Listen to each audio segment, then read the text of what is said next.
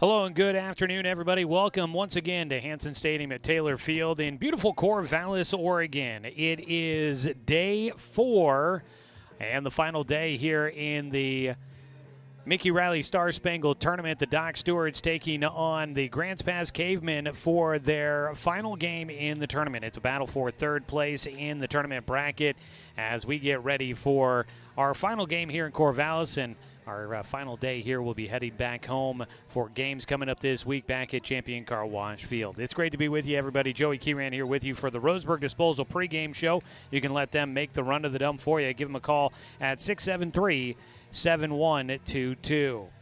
Well, the Doc Stewarts go 2-1 in the pool play, earning their way into this matchup for third place in the bracket here in the Mickey Riley Star Spangled Tournament. The Doc Stewarts had a chance of trying to make it into the title game coming up tonight, but unfortunately, because they lost against Mountain Time goes undefeated. They earn their spot out of the red pool to get into the championship game coming up tonight against Corvallis. It also went undefeated in the blue pool, so that is how things will play out in the bracket standings. Grants Pass lost last night against Corvallis. Both teams went in without a loss into that matchup last night. Corvallis gets the 5-2 victory over Grants Pass, and so the Cavemen fall into the third place matchup, which we'll have coming up for you here in just a few moments. So we get a chance to see these two teams. Docs looking to try to get to 12-8 on the year as they come in 11-8. They've won 7 of their last 8. They are 11-3 since starting the season 0-5. Meanwhile, Grants Pass 11-5 on the season, looking to try and get that third place finish and get a win against this Doc Stewart's team here today. Grants Pass, it's made up of pretty much all of the high school players at Grants Pass High School. The Cavemen there, led by their head coach Kyle Garrison, who's just had his 4th season as the head coach for the Grants Pass Cavemen. He's got a group of his players that many of them will be back for the Grants Pass Cavemen coming up next year there at the high school. So this is a group that they put together. I believe they're playing a single-A Legion season this year for this Grants Pass squad. They are playing in the Area 4 South Division, if I'm not mistaken, facing off against teams like Klamath Falls and the Medford Mavericks in there as well. So, and Central Point, I believe, in there in that standings as well, among a few other teams, but those are the ones I can think of. So that is a matchup here today. Docs and Grants Pass, these teams, there's going to be a lot of familiarity between the two of them, especially for the guys that played at Roseburg High School. They'll know a lot of the names on the other side in today's matchup. We take a break here coming up. When we come back, we're going to get a chance to catch up with Easton Bachmeyer out of Douglas High School. Bachmeyer is our next player interview on this year's roster for the Doc Stewarts. We'll have that conversation coming up for you here in just a few moments. Our pregame interviews are brought to you by Bowers Industrial, a proud supporter of our local sports teams and community. So we'll have that for you coming up in just a few moments. We've also got your Southern Septic Service starting lineups to get to as well. And, of course, first pitch right around the corner. We continue on with the Roseburg Disposal pregame show. Want to remind everybody today's game is streaming live with video online at 541radio.com and on the 1490 The Score YouTube channel. Hit the subscribe button on YouTube, and then you can get notified when we go live with another broadcast of Doc Stewart's Baseball here on The Score, making sure that you do not miss any of the action this summer. Take a 2-minute timeout. Come back with our conversation with Easton Bachmeyer here on 541radio.com and on The Score, 92.3 FM and 1490 AM. Social Security allows you the freedom to take stock of what's important and build lasting bonds. We share your goals. Trust Palm Wealth Management to consolidate your investments and generate income for those who need you most. Call Palm Wealth Management today.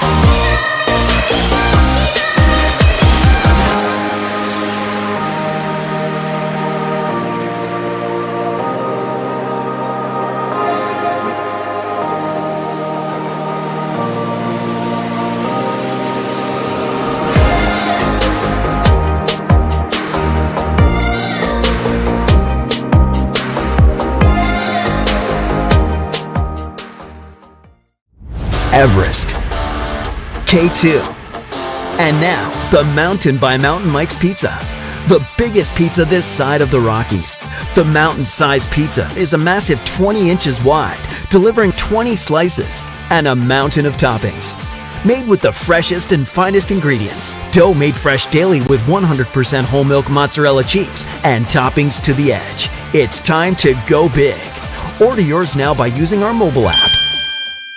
When it comes to finances, it can be hard to know what's in your best interest. Experience the strength of advice at Palm Wealth Management. From education and estate to retirement and the unexpected, we can help. Call Palm.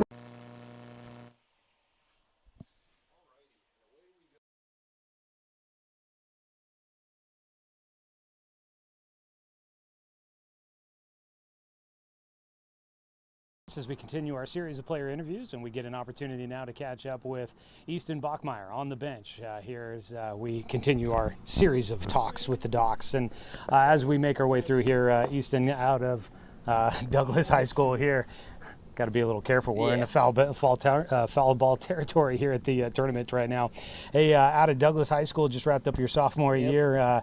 How did things go in the spring for you? Went pretty good, a lot better than last year. Finished 15-7 first round playoffs. Lost, but real good season with the guys. Yeah, kind of seemed like I know the reason that the Docs, I was talking with Coach before the season got underway, and he had mentioned you as a guy that they might add to the roster kind of late because of your versatility. Were you kind of that plug-anywhere type of guy at Douglas this year? Yeah, I caught a lot, and then shortstop, second, center field, basically, so pretty much everywhere. Kind of depends on who's pitching, where you end up getting stuck out there? Yeah.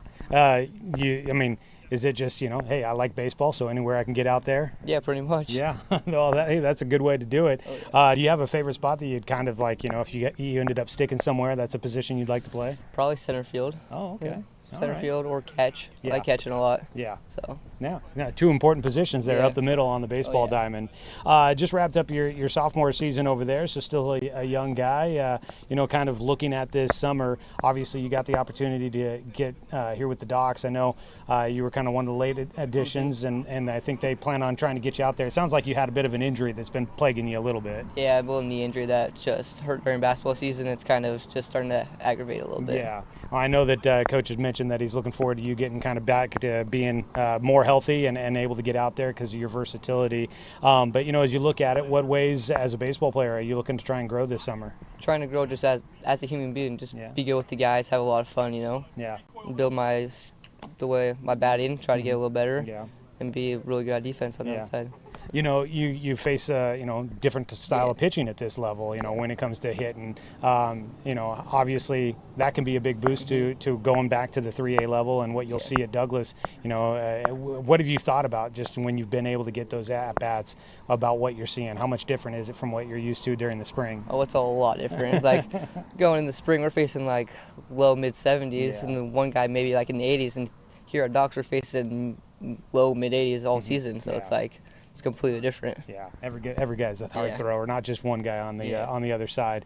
You talked about growing as a human and becoming a better person. You guys are all in these formative years as teenagers, so you're learning a lot about yourself and how to kind of interact with the world. And here you guys have this golden opportunity as a team where you guys have been in an Airbnb for like 3 nights now. How's that process? What's it been like in the house? How's that process been with the team bonding and kind of everybody getting to know each other really well here over the last couple of days? It's been great with the guys. Playing a little ping pong, some basketball outside, and just card games and stuff, getting to know each other better. Yeah. What card games are you guys playing? Cards Against Humanity. Oh, yeah. All that. Right. We played that a lot. Yeah. Basically, played some poker games, and then that was it. There's been a lot of late nights. You guys been getting to bed at a reasonable time? Yeah, we had some late nights, but we still getting to bed at a decent hour. Yeah. And the nice thing is, we started out with the early games, but there have been the late games the last couple of nights, so it gives you guys a little extra time to sleep in the morning. Yeah. What other ways you guys, I know you guys been hanging out at the house a lot, but what other things have you guys been doing on this trip? Went and played some mini golf. Yeah. That was a lot of fun. Yeah. Who were you grouped with in mini golf? I was with Ryan and Mason. And Wade. Okay. And how'd that go? Who won in that group? Ryan won. Oh, really? Yeah. Okay. How'd you do? I did all right. I got second in our group. Yes, but still. Yeah. All right. Well, it sounds like some good times to be had here. And obviously, we've hit the month of July, and the team seems like things are starting to kind of get figured out. Yeah. Guys are getting more comfortable into everything. How do you feel like this team's kind of starting to gel as a baseball team? And you know, are you guys hoping that you guys can really get hot here in the month of July? Yeah, we're starting to get really close to each other, you know, just as people. And then, like, just the games have gotten a lot more electric with us, like, as a group, and just we've been building off of it, you know. That's where all these wins are coming from. Yeah. Well, it's definitely been nice to see these guys kind of starting to turn the page a little bit here as you get ready for, you know, going into your junior year there at Douglas High School. I know you mentioned basketball. Do you do football as well, or? Nah, I stopped playing football a couple years ago. Okay. So just going to be focusing on basketball and baseball going into this next year? Yes, sir. Yeah. What are you looking forward to about junior year coming up? I'm looking forward to actually learning about chemistry now. Starting that. Done with math. Finished that this last year, which is big thing. On board with you there. Yeah, that was never my favorite subject. All of that math stress is gone. Yeah, that's good. Yeah, and then basketball, hopefully I'm about to be a starter, so. Okay. Build with those guys, 'cause we got a lot of new guys this year from transfers and stuff, so. Okay.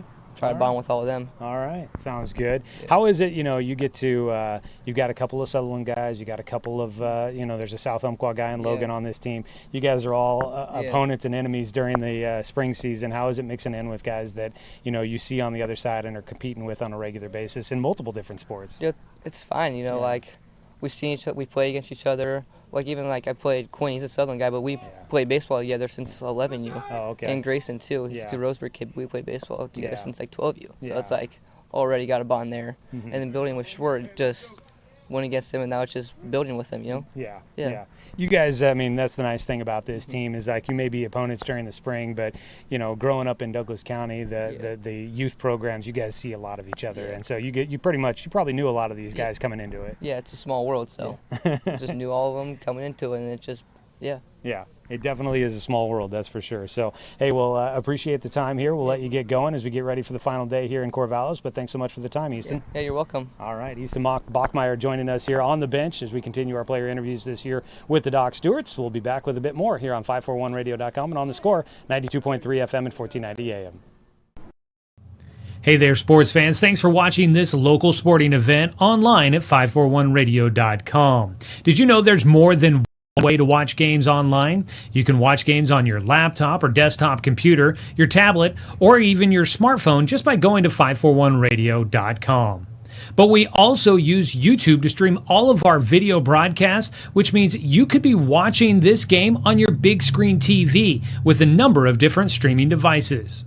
You can stream our live YouTube broadcast through your PlayStation or Xbox gaming device, or through streaming devices like Google Chromecast, Apple TV, or Roku.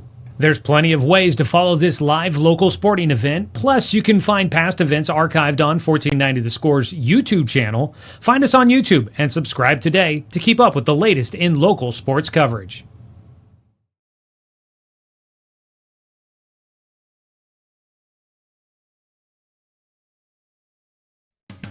We are Douglas County Farmers Co-op, but we're not just for farmers. We serve all residents of Douglas County because we are Douglas County. Stop by today for everything from a tank of gas to a bite to eat anytime you're hungry. Pick up something for yourself, your home, and those you care for. Celebrating 100 years of service, Douglas County Farmers Co-op. Good people, good products, and good advice. For over 100 years, Douglas County Farmers Co-op has been serving the needs of farmers, ranchers, and homeowners throughout Southern Oregon. Here, everyone is welcome. When you shop with us, you can expect good people, good products, and good advice. No membership needed. Just bring yourself, and we'll provide the expertise and products you need to tackle your next project. Douglas County Farmers Co-op, where everyone is welcome to shop. Now batting, the second baseman, number 3, Reagan. Welcome you back here to Hansen Stadium at Taylor Field. First pitch of the ball game was in, and Paxton Berg drives it out towards right center. It is tracked down by the center fielder, Ryan Sedevy. for Grants Pass. So we've got one away. Second pitch of the ball game from Cam Holland, the right-hander on the mound, facing Reagan Soper, is in for strike one. Soper is going to get behind one, belts it out towards dead center field. Ryan Sedevy busy here to get the ball game started, makes the catch for the second out of the contest. We will get to our Southern Septic Service starting lineups here as we get opportunities as the game gets underway. Today getting things started just a hair early there, so we are back into it now, wrapping up the Roseburg Disposal pregame show. Again, you can let them make the run of the dump for you. Give them a call at 673-7122. Let them do that dirty work, and then you can sit back and enjoy some Doc Stewart's baseball. Breaking ball from Holland misses to Logan Anderson. So it's been Paxton Burke, the shortstop, Reagan Soper, the second baseman, and Logan Anderson at third base to start things off for the Docs. Nothing really all that new there as a pitch misses, 2-0 count. Doc Stewart's the designated visiting team in the matchup based off of a coin flip. Fastball will catch the outside corner. 2 balls and a strike here for Logan Anderson. Cam Holland on the mound, a second-team All-League selection with Grants Pass during the Southwest Conference season. Gets a swing and a miss out of Anderson and has a 2-2 count. Class of 2027, right-hander on the bump, working out of the stretch. Has the 2-2 pitch coming for Logan Anderson. It's low off the turf, kicks away from the catcher, and the count will go full with 2 down and nobody on base here in the top of the first. Final day at the Mickey Riley Star Spangled Tournament. Docs and Cavemen playing for third place in the tournament standings. Full count, nobody on. Anderson will stand back in. Ball 4, he takes outside. Logan will get on base. He's been on base a lot throughout this weekend. Good to see him keep that going. He heads on down to first with 2 down. Christian Corbo will stand in. Number 1, Christian Corbo had a big day at the plate yesterday, but that could be said against for a lot of guys for the Doc Stewarts in the matchup that they won 17-1 against the Michaels Toyota Bears out of the Seattle area. As a pickoff throw, gets away at first base, and heading up to second will be Anderson. That ball looks like it rolled out of play, but they're only going to give Anderson second base. So a throwing error by the pitcher Cam Holland will put a man into scoring position for the Docs. As Christian Corbo will step in. He had 2 triples in his first 2 at-bats. There goes Anderson for third. The throw down to third base. Not going to get the tag down in time on the throw by Nathan Bassett behind the plate. Bassett had a pretty good spring season. Bassett earning first-team All-League honors as a catcher for the second time with Grants Pass. He'll receive the pitch for a 1-1 count here against Corba. Stolen base for Anderson gets him to third after a 2-out walk. Corba is going to put one in the air. It's on the infield. The catcher can't find it. The pitcher calling for it, and it will be Holland that makes the catch in foul territory. That's the final out. Docs get a man to third base, but here in the top of the first inning cannot do anything with it. No runs, no hits. There was 1 error, and you had 1 man left on base. We'll head to the bottom of the first. We'll get you caught up with the players in today's game when we return on 541radio.com and on the Score, 92.3 FM and 1490 AM. And 1 runner left on base. Middle of the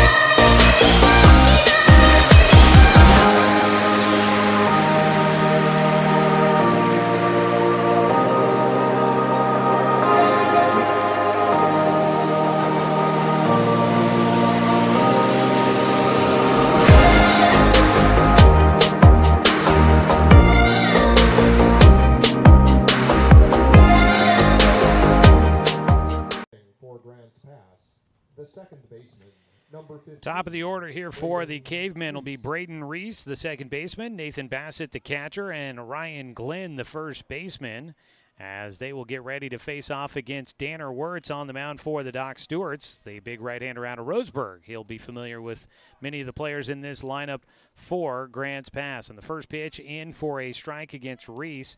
The second baseman bats left-handed. 0-1 pitch for Wirtz.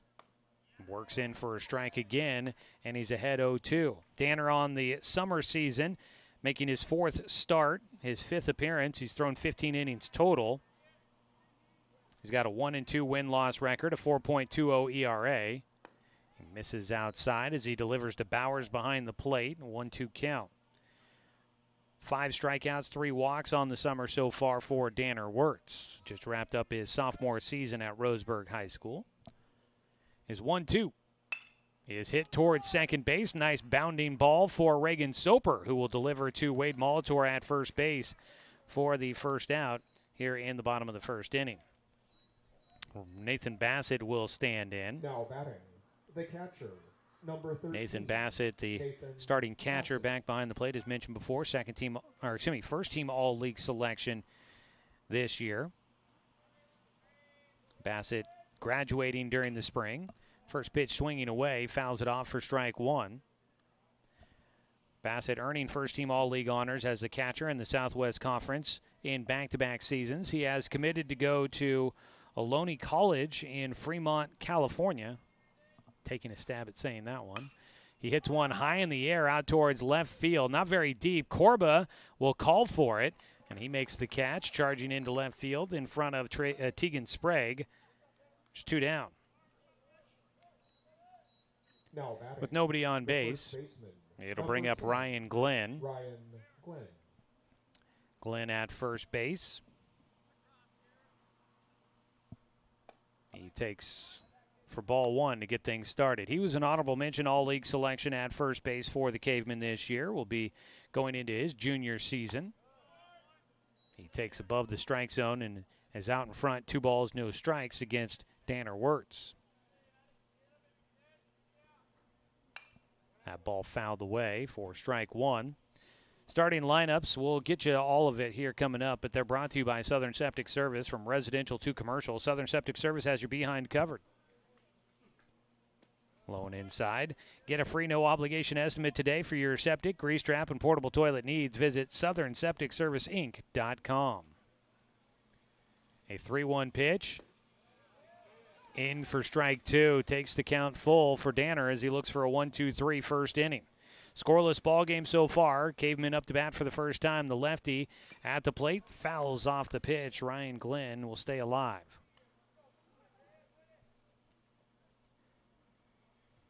Warm one once again here in Corvallis as we wrap up the weekend. 3-2 pitch. Fouled away over the left side, out of play.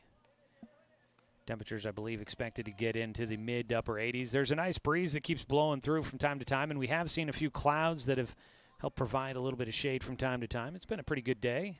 It's a 3-2 pitch, grounder towards second base, and able to field it off the turf is Reagan Soper out at second base. Gets it to Molitor at first, and it's a 1-2-3 frame for Danner Wirtz and the Doc Stewarts. No runs, no hits, no errors, and nobody left on. We go to the second. It's scoreless between the Docs and the Cavemen on 541radio.com and on the Score, 92.3 FM and 1490 AM. My wife and I moved to Oregon to raise a family, set our roots, and to have a lot of fun outdoors.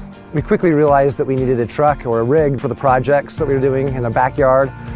When we were looking to find a place to finance our truck, we asked our patients, and everyone recommended Cascade Community Credit Union. It was so easy to work with Cascade. Everything was done via email, phone, and we didn't even need to go in.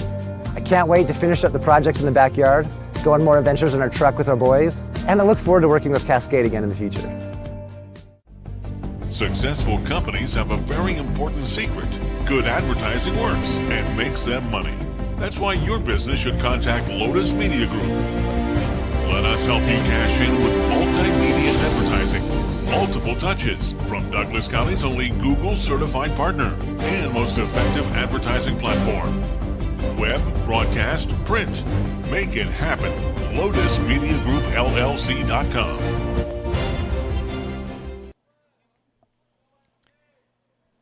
For Roseburg here in the second inning, it's going to be Fletcher Coleman, Danner Wirtz, Tegan Sprague due up. Amos Bowers, the catcher, batting eighth. Wade Molitor, the 9-hitter, starting at first base. As Fletcher Coleman will swing through for strike one as we get things started here in the second inning. It is a scoreless ball game.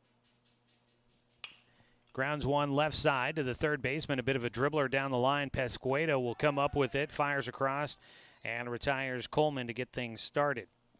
So it was Burke, the shortstop, Soper, the second baseman, Anderson, the third baseman, the top three in the order. Center fielder Corba batting cleanup. Coleman, the right fielder, batting fifth. Now Danner Wirtz, the pitcher, will step in, batting sixth in the order. The 7-hitter is Tegan Sprague in left field. 8-hitter Amos Bowers, the catcher. And then the 9-hitter is Wade Molitor, the first baseman. First pitch, strike one from Holland against Wirtz. Again, that is your Southern Septic Service starting lineups. It's a pitch outside. Cam Holland, 1-1. Gets the ball fouled away by Wirtz for strike two. Holland started against Roseburg in game 2 of a 3-game series during the high school season back in the spring. Went 6 2/3 innings, allowed 4 runs on 6 hits in that game against Roseburg, which many of these guys in the lineup for the Docs are from the Roseburg High School baseball team. Fly ball to dead center field once again. Out there, Ryan Sedevy has had a busy day in center already. That's his third putout, as Danner will fly out to dead center field for the second out. Now batting. With 2 down, it'll bring up Tegan Sprague. Tegan Sprague. Holland in that game against Roseburg had 6 strikeouts and 4 walks, but ended up taking a 5-2 loss in that one. Fletcher Coleman was the starting pitcher on the other side for the Indians in that battle. Strike one on the corner to Sprague. Tegan steps out for a moment. Yesterday, Sprague had a pair of singles in his 2 at-bats before coming out of the game. The Docs got a lot of players into the lineup yesterday with the lopsided 17-1 score. It's a strike on a check swing, 0-2 count. So Sprague saw 2 at-bats in the first 2 innings, and that's all he got. Was 2 for 2 with an RBI and a single. And a run scored. The 0-2 pitch. He hits it right side. It will get past the first baseman, Ryan Glenn, into right field. Sprague takes a look at it. He's an aggressive runner, has the speed to back it up, but he'll head back to the bag at first. He's got the first base hit in the ballgame, spraying one opposite field out of the reach of the first baseman, Ryan Glenn. A single to get things started for Sprague in this ball game. And once again, the Doc Stewarts with 2 outs get a man aboard. Walk in the first inning, left a man stranded at third. A single with 2 outs here in the second. We'll see if they can take advantage of the opportunity once again.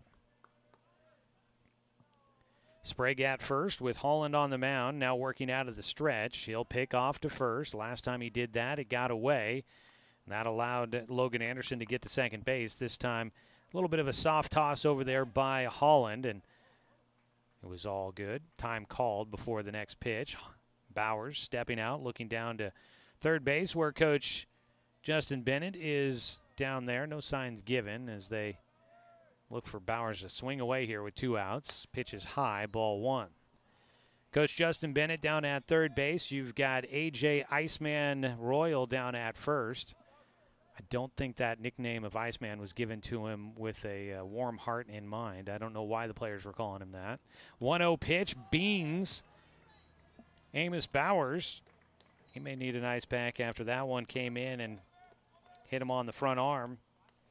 First hit batter in the ball game. Holland will put 2 runners on base for the first time. And it'll bring up the youngster Wade Molitor in the 9 spot. Coming up to bat with 2 on. He bats left-handed. They get the courtesy runner for the catcher down at first. And I believe that is Shipman running down there. Yes, it is. Hey, it's Logan Shipman running for the Doc Stewarts.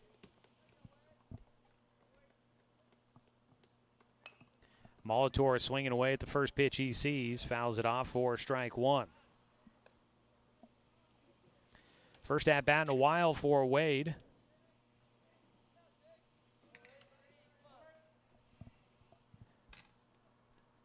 Molitor with the 0-1. Takes outside, a 1-1 count.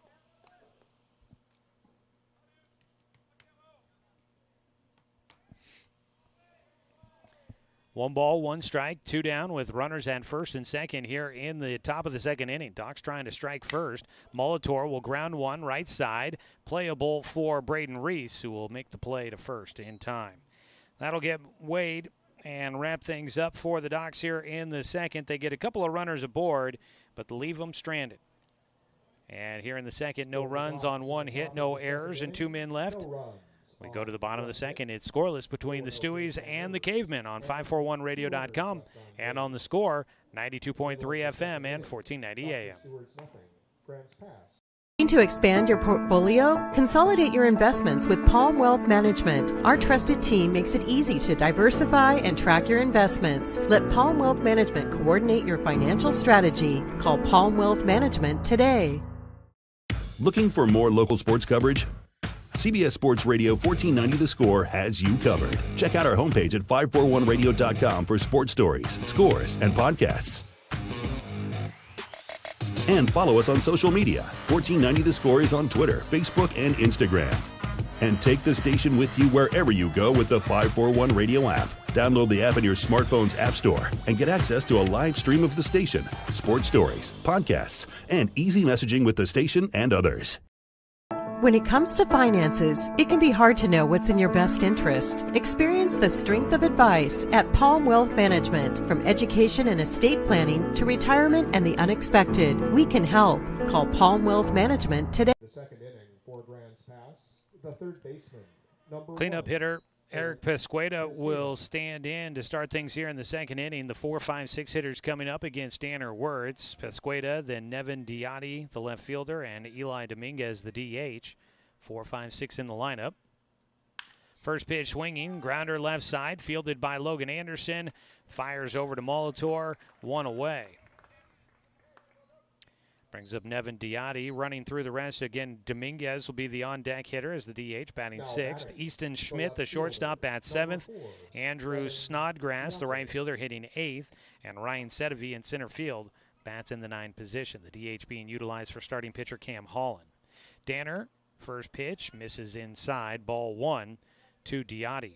Diotti out in left field, batting in the 5 hole.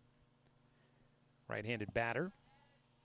Diotti, class of 2028, will take on the outside corner for strike 1. Good crowd has been here in town for the Docs throughout this tournament. Strike taken. 1-2 count now for Diotti. Have run into family for Tegan Sprague at my hotel. The ball popped up, fouled away by Diotti to stay alive. Was out and about last night as we were looking for a spot to watch some fireworks from. Ran into Paxton Burke's father, Jamie, while we were out about on town. A swing and a miss. Diotti goes down with the strikeout. There's 2 away.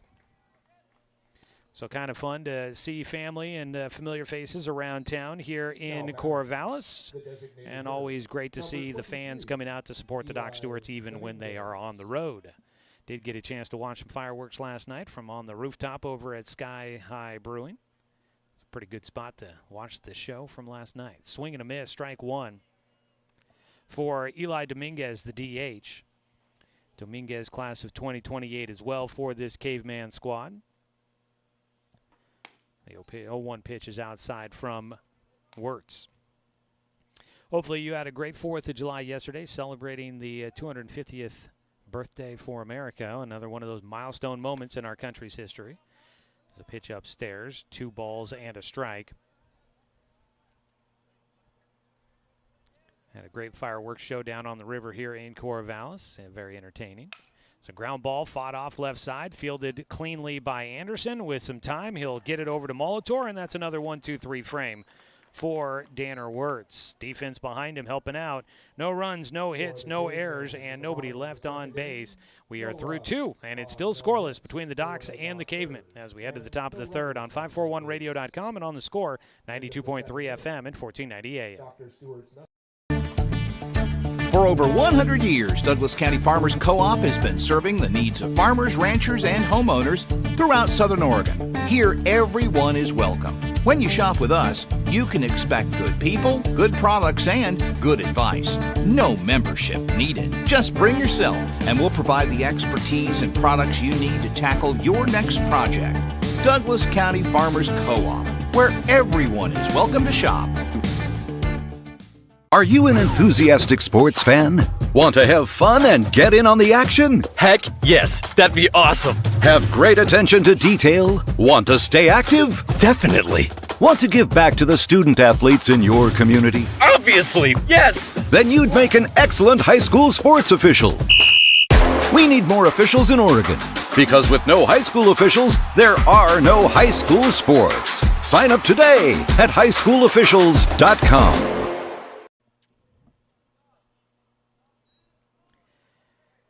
Going to the top of the third inning. Defensively for Grants Pass in this battle, you've got Nathan Bassett behind the plate, Ryan Glenn at first base, Braden Reese at second. Left side of the diamond, Eric Pesqueda at third, and Easton Schmidt at short. In the outfield from left to right, you've got Nevin Diotti, Ryan Sedavi, and Andrew Snodgrass. First pitch came in, ball one. Now coming in low, it's a 2-0 count here for the leadoff man, Paxton Burke, for the Doc Stewarts. Up for a second time in the ball game. Flew out to right center his first time up. Outside, the count goes 3-0. Burke, the switch hitter, headed off to LC State next year to play for Jeremiah Robbins and the Warriors in Lewiston. Batting left-handed against a righty. 3-0 pitch, misses low and inside for ball four, and Burke will head on down to first. That is the second walk in the game for Cam Holland.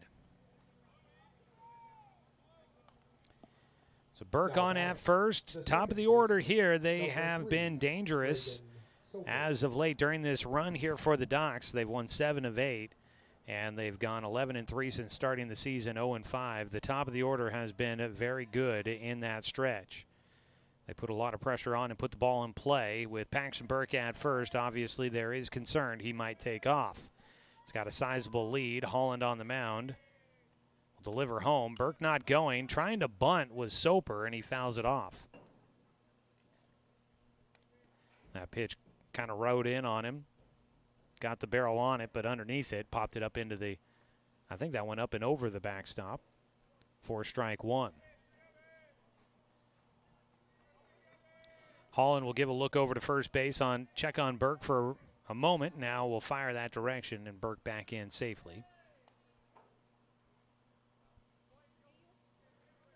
The third game of the day here on the final day of the Mickey Riley Star Spangled Tournament. Showing a bunt, they pitch out.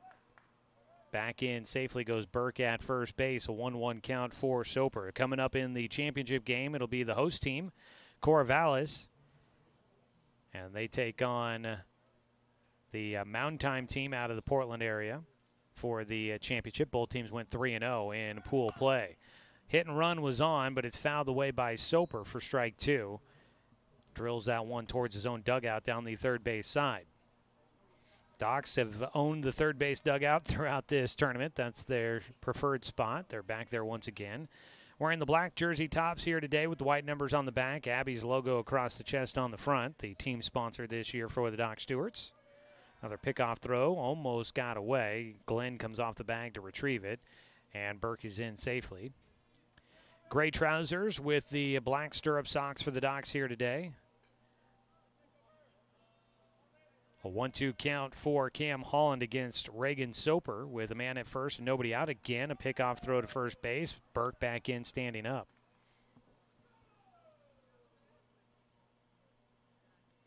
Scoreless ball game so far. We're in the third inning.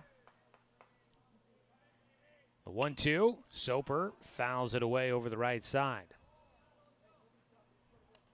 And out of play. For Grants Pass, they've got the gray pants along with the multicolored tops. It's kind of a royal blue on the front, a powder blue on the sleeves with gray and white trim. Cavemen across the front with white numbers on the front and the back. As the ball lifted towards left field, playable for Nevin Diotti. Catch made, tagging and looking to try and advance was Burke, but he puts the brakes on. and will head back to first base with one away.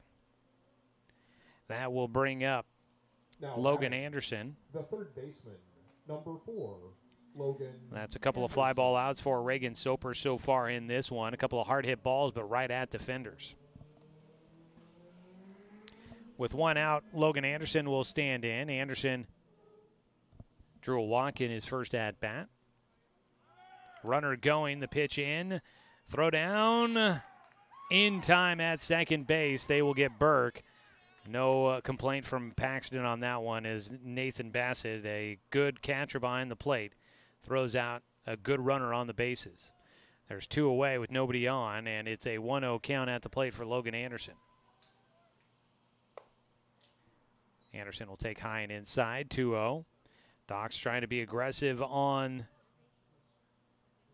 the bases out there, and ends up costing him a runner. Ground ball right side, fielded for Reese, slings it over to first base, and probably wouldn't have been much of an issue there for the Docs anyways. Final out made, and they're unable to do anything here in the third inning, despite a leadoff walk. 3 batters come to the plate for the Stewies. No runs, no hits, no errors, and nobody left on. We go to the bottom of the third inning. Doc Stewart's and Corvallis scoreless here on 541radio.com and on the Score, 92.3 FM and 1490 AM. Roseburg Disposal, we're dedicated to meeting your garbage service needs. Started in 1932 by brothers Norm and Orville John, Roseburg Disposal continues to be owned and operated by the John family today, now in its 3rd generation. Providing residential and commercial garbage disposal and recycling, we serve the greater Roseburg area. Invested in our community, our company has participated in many community projects, both financially and through donated services. Committed to our customers and our community, Roseburg Disposal. Everest, K2, and now the Mountain by Mountain Mike's Pizza. The biggest pizza this side of the Rockies. The mountain-sized pizza is a massive 20 inches wide, delivering 20 slices and a mountain of toppings. Made with the freshest and finest ingredients. Dough made fresh daily with 100% whole milk mozzarella cheese and toppings to the edge. It's time to go big. Order yours now by using our mobile app.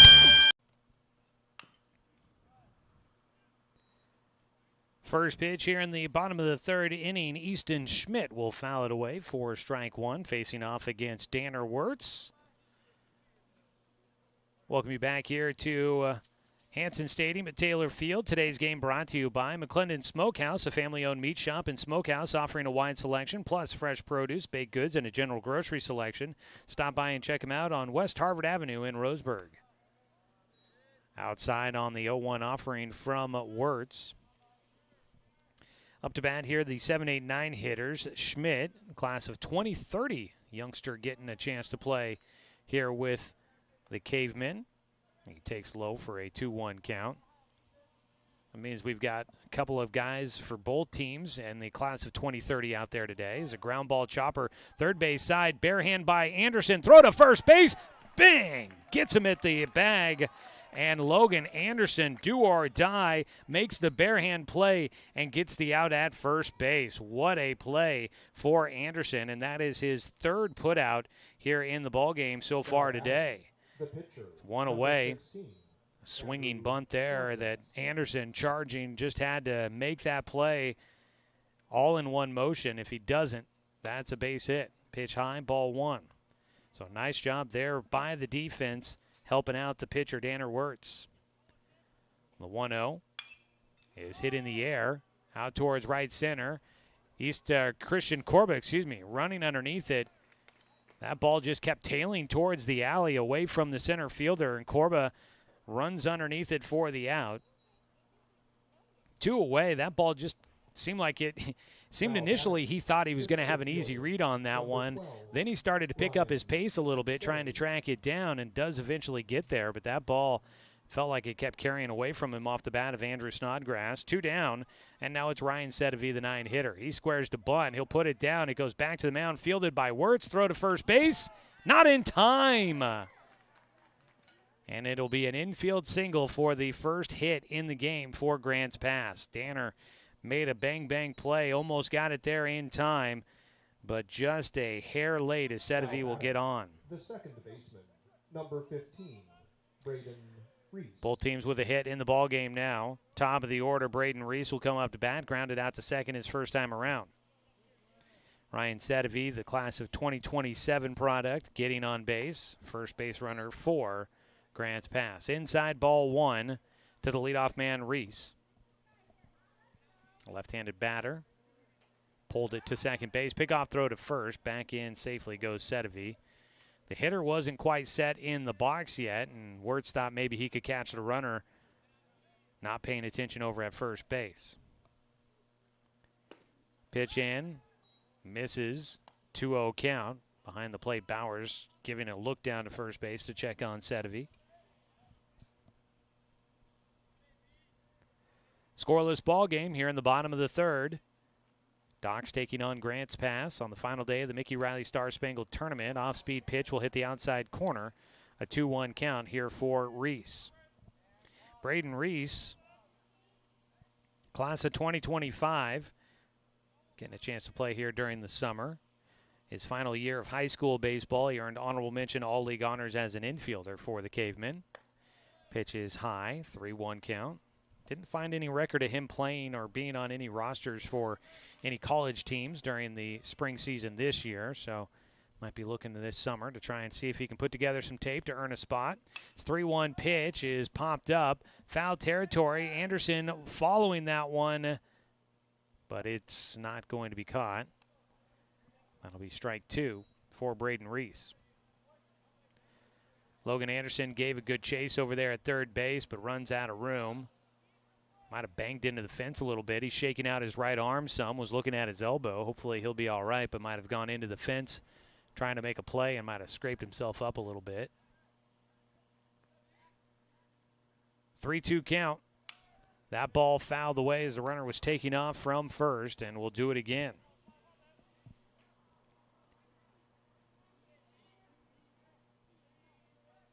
Full count pitch with two down and a man at first. Danner Wirtz trying to get the out after a bunt single, put the first runner on for Grants Pass. Another ball fought off, but it's going to be playable this time. It's the shortstop, Paxton Burke, and he makes the catch. That was much more eventful than I thought it was going to be. The final out there will wrap things up here in the bottom of the third. Burke tracking that one. Might have gotten lost in the sun for a moment, but he does come away with it. Man left aboard for Grants Pass, their first runner on in the game. No runs, one hit, no errors. And we will head to the fourth inning. Scoreless between the Docs and the Cavemen on 541radio.com and on the Score, 92.3 FM and 1490 AM. Roseburg Disposal, we're dedicated to meeting your garbage service needs. Started in 1932 by brothers Norm and Orville John, Roseburg Disposal continues to be owned and operated by the John family today, now in its third generation. Providing residential and commercial garbage disposal and recycling, we serve the greater Roseburg area. Invested in our community, our company has participated in many community projects, both financially and through donated services. Committed to our customers and our community, Roseburg Disposal. Are you an enthusiastic sports fan? Want to have fun and get in on the action? Heck yes, that'd be awesome. Have great attention to detail? Want to stay active? Definitely. Want to give back to the student athletes in your community? Obviously, yes. Then you'd make an excellent high school sports official. We need more officials in Oregon, because with no high school officials, there are no high school sports. Sign up today at highschoolofficials.com. Leading off the top of the fourth inning for Dr. Stewart's. Doc Stewart's baseball here on the Score is brought to you by Gibbs RV Superstore. You got to get to Gibbs, where RV means real value. Joey Keeran here with you in Corvallis as we wrap up our 4th of July weekend. Christian Corba leading things off, swings away. First pitch is popped up on the infield to the second baseman, Braden Reese. One down for the Doc Stewarts to get things started here in the 4th inning in a scoreless ball game. Brings up Fletcher Coleman, the right fielder. Coleman grounded out to third his first time up. Docs with one hit in the game. It was a single by Tegan Sprague past the first baseman back in the 2nd inning. Coleman fouls off the first pitch for strike one.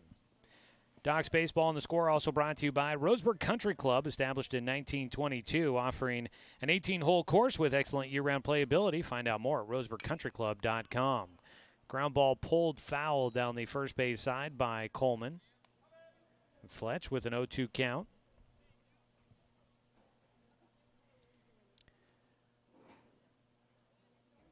With one out and nobody on base, the pitch from Holland misses high. 1 ball, 2 strikes. We want to send a get well soon out to Mason Young, who is not with the team here today. There's a ball out towards left center. That will get down, and Fletcher will have the second hit of the game for the Docs. Going to try to stretch it into a double, and he will get in standing up. The ball took a second getting back in from the outfield. And Coleman will get in. A double for the Docs' second hit of the ball game. Now batting. So runner out in scoring position. Docs have had a man in scoring position twice in this ball game prior, but each time it came with 2 outs. They've got a man at second base with just 1 out now. And Danner Wirtz will call time. That allows us to finish our thought here. Mason not with the team today. Had something get tweaked over over last night. Had to go. So we hope that things get resolved for him quickly, and we can see him back in uniform for the Docs here soon. So Mason hopefully getting a chance to tune in and follow the action with his teammates here online today. Hopefully we feel better soon, and we see you back with us here before too long. 1-0 pitch for Danner. Check swing, dribbler first base side. The pitcher tracks it down. Holland will underhand it to first and gets the out on an unlucky check swing there for Danner. That's the second out. On ball almost on the actual natural grass infield here at Corvallis, Hansen Stadium at Taylor Field. That ball seemed like it took an interesting path on that infield grass there. Almost looked like it had a chance to bounce away from Cam Holland out of his reach. He had to chase it down and finally did get to it and makes the easy underhand toss to first to get Danner. Up to third base went Coleman, so a base hit here could give the Doc Stewarts their first lead in the game. With 2 down, the ball fouled away by Tegan Sprague. Sprague does have a base hit. He's 1 for 1 in the ball game, looking for a base hit to drive in another run, or drive in a run and go 2 for 2 on the game. He swings through a breaking ball, though, for strike 2.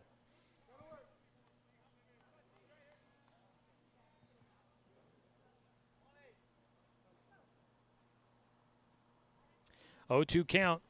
2 down with the man at third. Pass ball could also help bring in Coleman. Behind the plate, you've got an all-league caliber catcher in Nathan Bassett, who slides to his right and scoops that one up as it came in low. 1 ball, 2 strikes for Tegan Sprague. 1-2 delivery here for Holland, working out of the windup. Ground ball, comebacker knocked down by the pitcher with time to pick it up. Holland will underhand to first for a second time, and that will negate the scoring chance for the Doc Stewarts. No runs on the 1 hit. There were no errors, and 1 man left on base. So we will head to the bottom of the 4th inning. Doc Stewart's unable to break through in this scoreless ball game. It is still scoreless on 541radio.com and on the Score, 92.3 FM and 1490 AM.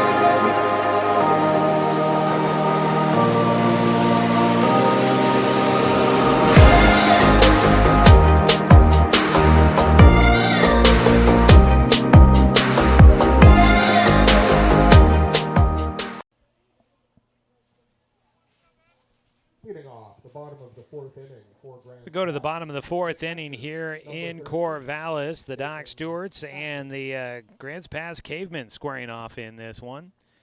A scoreless ball game so far. Both teams have been scratching out a couple of hits. The Docs with 2 hits, just 1 on the board for Grants Pass, and not been a lot of offense so far against these starting pitchers. Danner Wirtz trying to keep it that way. Delivers a breaking ball that just is missing upstairs there for him. A 1-0 count. Misses low and outside, and Wirtz will fall behind here as he faces Nathan Bassett, the 2-hitter in the lineup for Grants Pass. Bassett pops one up. It gets out of play back behind home for strike 1. Docs baseball here on The Score is brought to you by Palm Wealth Management, a member of D.A. Davidson & Company, member SIPC. 2 balls and a strike. Bassett stands back in. He looks like a guy ready to head off to college. He's got a good frame on him. Takes a breaking ball from Danner for strike 2. Bassett, as mentioned before, headed off to Ohlone College in Fremont, California. That's a JUCO program down there. A 2-2. Misses low for Wirtz, and the count will go full. Couldn't get him to chase after that one. Danner with 1 strikeout so far in this ball game. The 3-2 pitch misses inside for ball 4. That'll be the first walk that Danner has allowed. And Nathan Bassett not waiting at all. The first baseman, Took 10, off on down to first base on that one quite quickly. First pitch in for a strike to Ryan Glenn, the left-handed hitting first baseman. The man at first and nobody out. Bassett stayed in the game to run at first. No courtesy runner for the catcher there. Squaring to bunt, pull it down the first base side. Wirtz will get to it, flips it back to Wade at first base. Molitor came charging in at first, then realized he had to get back to the bag to cover. And Ryan Glenn will lay down a perfect sack bunt down the first base side. Docs do get the out, but up to second base goes Nathan Bassett. There's one away. The third baseman, number 1, Eric Pesqueda. Aris Pesqueda will bat here. He was a graduate here in 2026. And time called out to the mound will go Amos Bowers to have a conversation with Danner. Pesqueda graduating this year. He was a transfer to Grants Pass from North Valley High School. He has committed to go to play at Clackamas Community College next year. He earned second-team All-League honors in the Southwest Conference as an outfielder. He's starting at third base here today. Takes low and inside, ball 1. Cleanup hitter at the plate with a man at second base and just 1 out for the Cavemen. Scoreless ball game. The 1-0 is a line drive shot that is out of the reach for second baseman Reagan Soper, and a run will come in to score for the Cavemen. Heading for second base, the throw gets cut off by Burke. Might have had a chance if it got through, but I don't know if they were going to get it there in time. It is a 1-out double for Eric Pesqueda, and he will drive in the first run of the ball game, and Grants Pass takes a 1-0 lead. Line drive shot just over the top of second baseman Reagan Soper. Just the second hit in the game for Grants Pass. And after a walk to lead off the frame, that double brings in a run. Swing and a miss on a pitch to Nevin Diotti. Chased one out of the zone high and inside. Diotti in his first at-bat struck out swinging. The 0-1 from Wirtz, low and outside. Bowers behind the plate, make sure it doesn't get by. A man at second still with just 1 out. Docs looking for a way out of things here in the 4th without giving up any more than the 1 run so far. Low and outside, and Bowers knocked it down, slowed it down, but he could not glove it. The ball gets by, and up to third base will go Diotti. Pass ball on that one. And it'll be a 2-1 count for Diotti.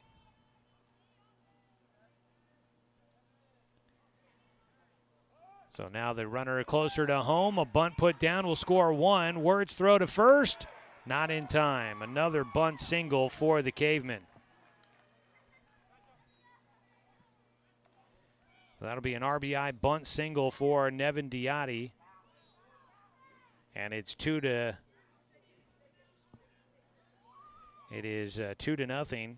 Grants Pass takes the lead as a visit out to the mound here. And they are going to make a pitching change. Wade Molitor is going to take over. They'll make a straight switch. Take Danner and put him over at first base. Wade Molitor will take over on the mound. The lefty will switch things up for the Doc Stewarts. With one out here in the fourth inning, they will move to the bullpen, and Molitor will take over. Doc Stewart's trailed 2-0 against Grants Pass. We'll take a timeout here on 541radio.com and on the Score, 92.3 FM and 1490 AM. My wife and I moved to Oregon to raise a family, set our roots, and to have a lot of fun outdoors. We quickly realized that we needed a truck or a rig for the projects that we were doing in the backyard. When we were looking to find a place to finance our truck, we asked our patients, and everyone recommended Cascade Community Credit Union.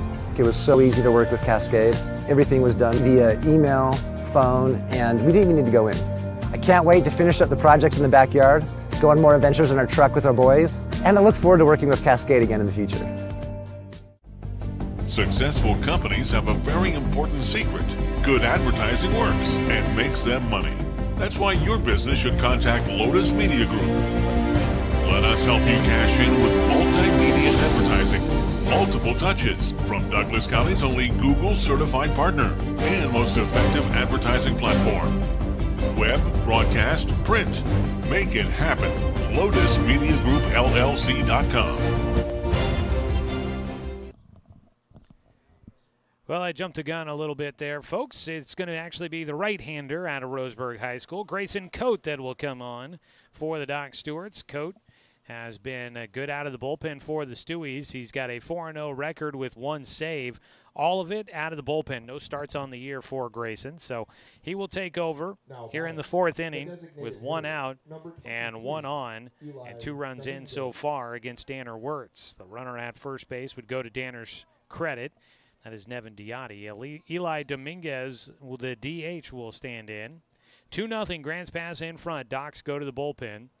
First pitch swinging away. Ground ball towards second. Soper throws it wide of the bag at short. It'll roll into the outfield. Heading for third will go Diotti. The throw gets away. And everybody's safe on the bases. Runners at second and third now for Grants Pass. So Dominguez on base with a fielder's choice. Diotti able to get to second base and over to third on the throwing error by Soper. Just misfired to the bag.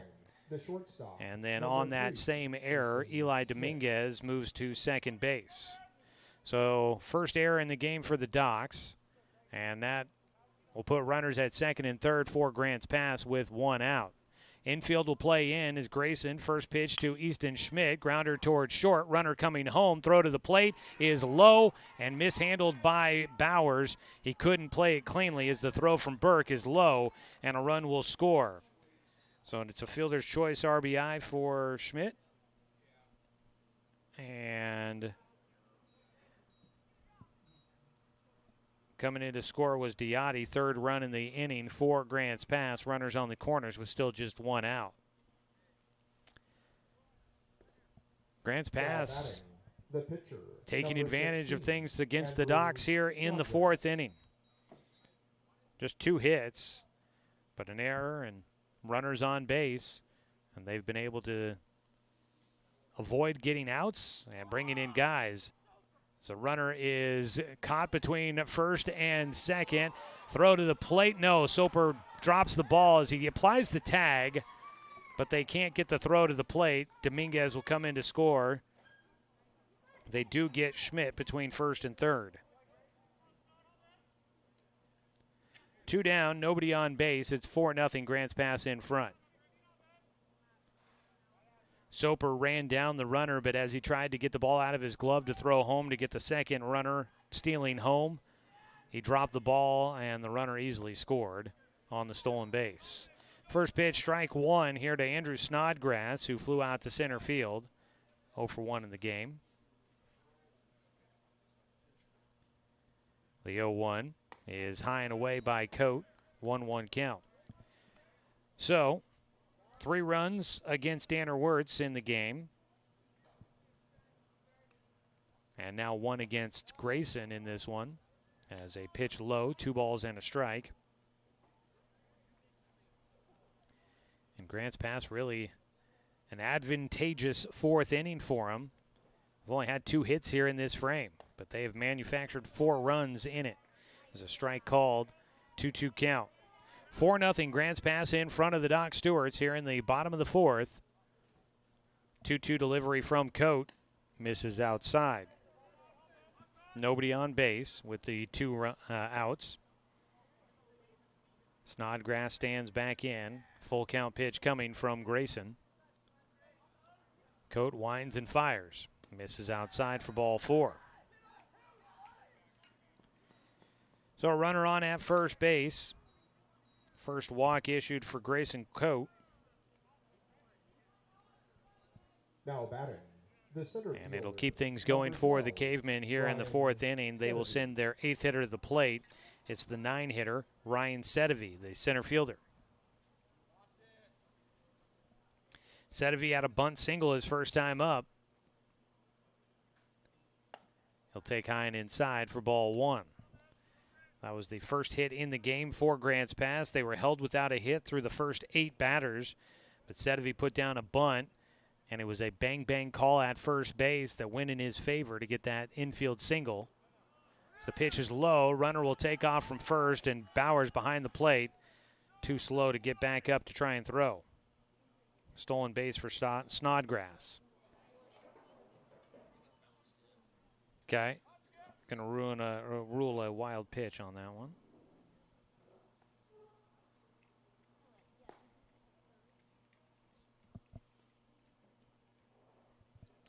Quick visit out to the mound for Bowers. Might have been a little mixed up on the pitch selection. And that's why he wasn't squared away for the right pitch coming in. As the ball lifted softly out towards center field, will get down. Corba up with it. They're going to put the brakes on as the runner holds at third. Corba got it back into the second baseman quickly. And a soft liner out towards shallow center for Sedevy. He gets his second hit in the ballgame. So the Doc Stewarts still seeking the final out here in this 4th inning. We'll now see the top of the order come up. The 9th batter to the plate with runners at first and third and 2 away. 4 runs in total for Grants Pass so far.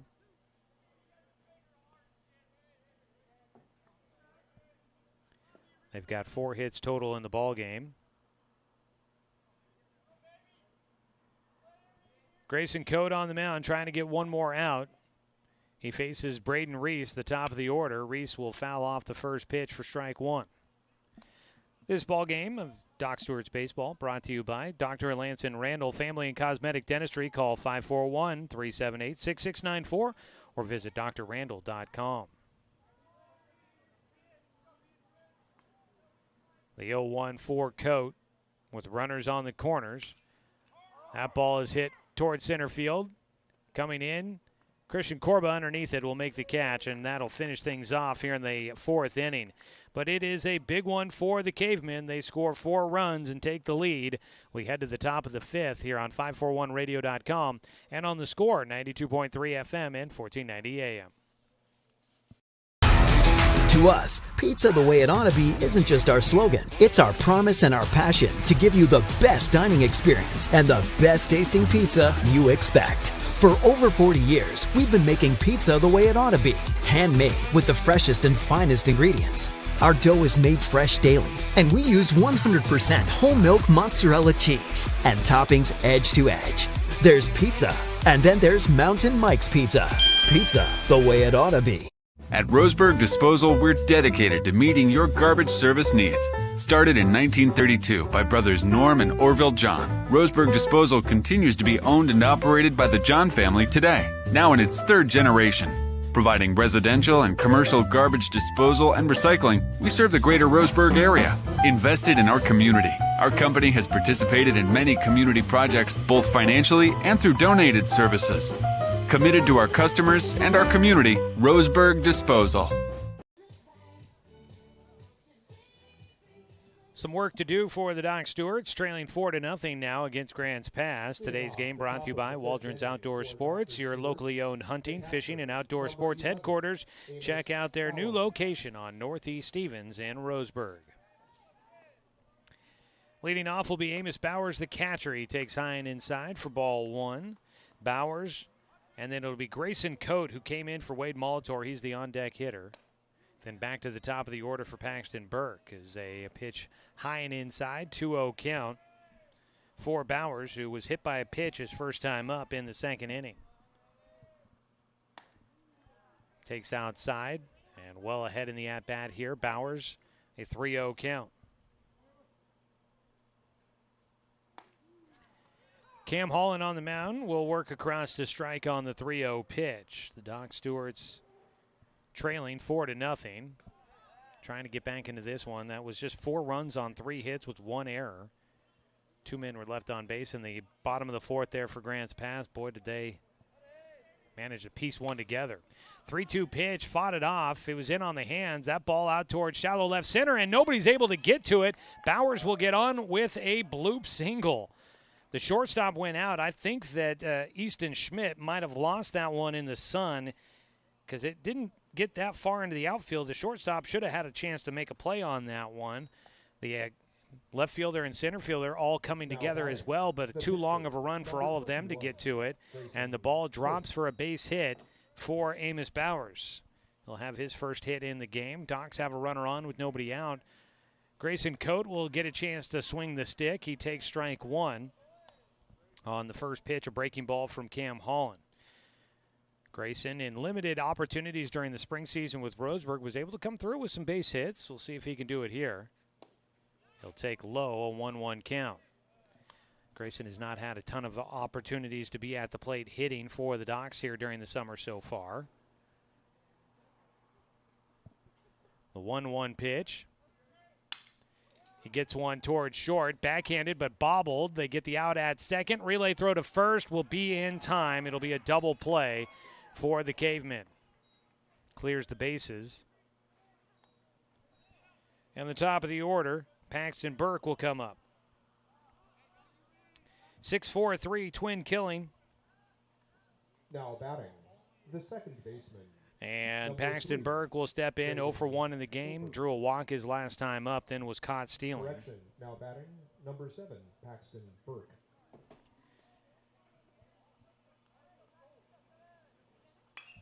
Burke swinging away on the first pitch. Hits one out towards center field. Long run. It gets by. Burke is going to take a turn and head for second. And he will put the brakes on there as he's in with a stand-up double with 2 outs here in the 5th. Oh, man, the Docs needed that and that bat to go with nobody on base. He's just the lone man on. He gets his first hit in the game. It's another bloop single out, or another bloop base hit. That one drops in. Diving attempt from Ryan Sedevy in center field. He couldn't get to it. So the Docs have a man in scoring position. Reagan Soper, 0 for 2 with a couple of fly ball outs, will stand in for a third time against Cam Holland. He takes outside, ball 1. Couple of pretty well-struck balls by Soper, but they've both been right at the outfielder. One to center and one to left. A 1-0 pitch. Takes for a strike on the outside corner. 1 ball, 1 strike. Out at second base, Paxton Burke. Docs trying to get something to cut into a 4-0 deficit. With 2 down, Soper fouls off the pitch for strike 2. He was out in front of that one, hit it off the end of the bat. So down to his final strike in this at-bat here in the top of the 5th. Docs trailing 4-0. RBI opportunity. Docs so far, they've left 4 runners on base and in scoring position in this one so far. They've left 4 runners total on base in the ball game. Actually, I should say they've left 3 runners on base in scoring position so far. They have a 4th runner in scoring position right now. They're trying not to leave him stranded out there. 2-2 count. Soper at the plate. Holland delivers. It's a dribbler down the first base side. Takes a wild hop, race to the bag. Soper diving in, out at first. And Soper will be the final out here in the fifth. Almost beat it out after the bobble by Ryan Glenn at first.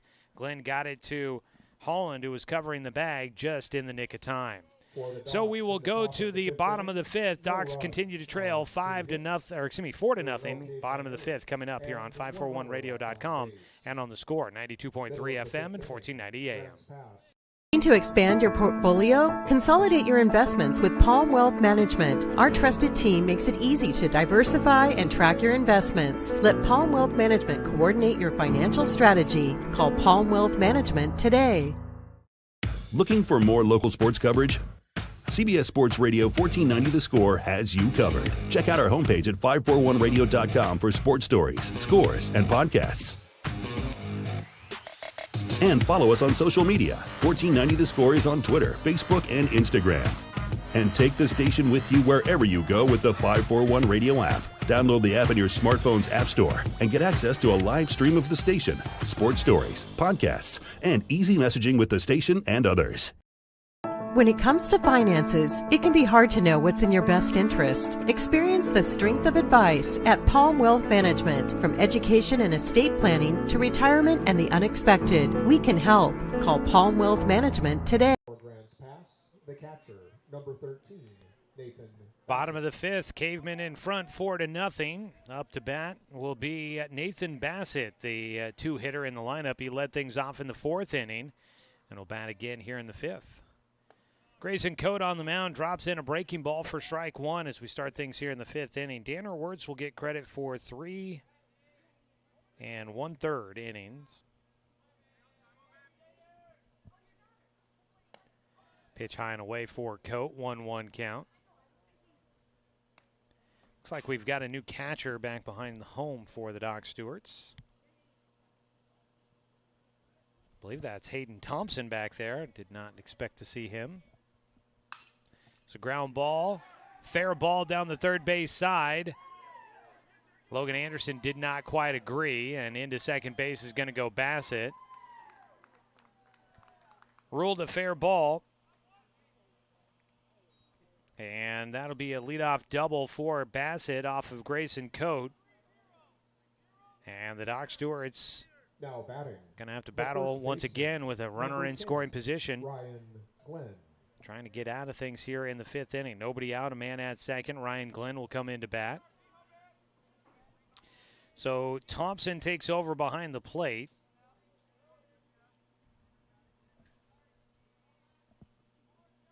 For the Doc Stewarts, fills in for Amos Bowers back there. Amos has caught a lot of innings in what has been a hot weekend here in Corvallis. 1-0 count to start here for Glenn, who has grounded out to second and laid down a sac bunt his last time up. Swings away for strike one.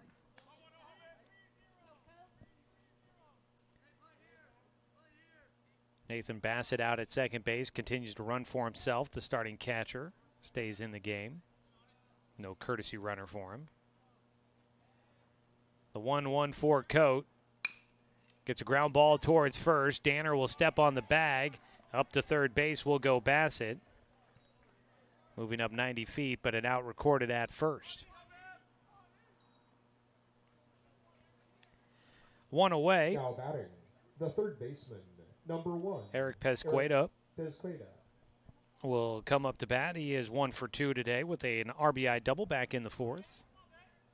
He's got another RBI opportunity here with a man at third and 1 away.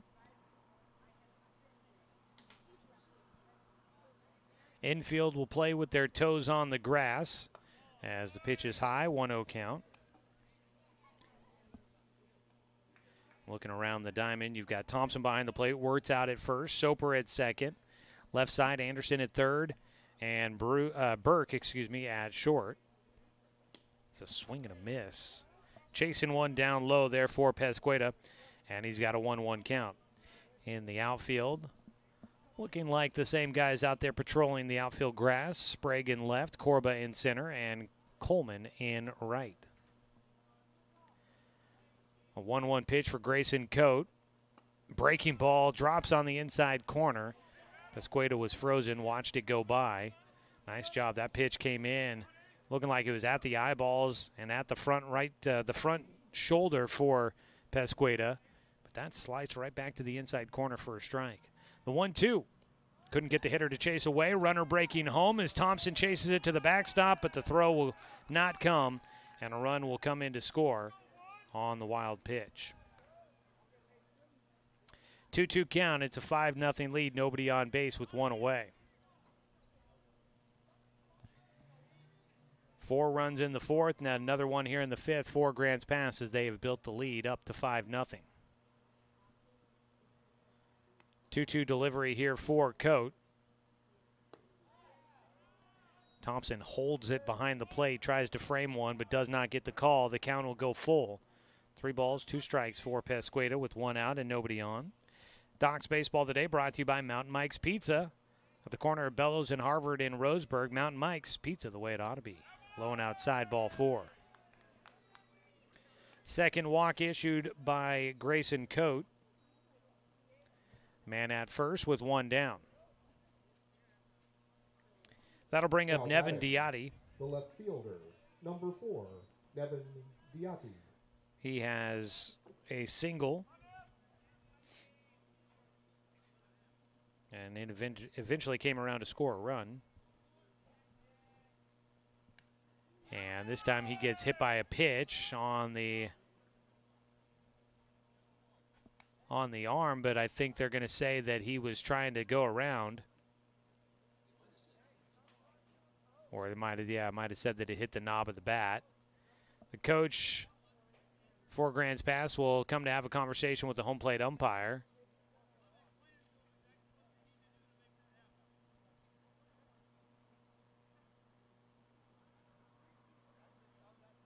Looks like I think everything's going to stand. I think it'll not be a hit by pitch for Diatti.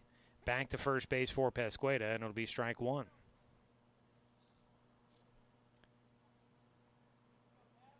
So back to the plate for the 5-hitter, Diatti, the starter in left field.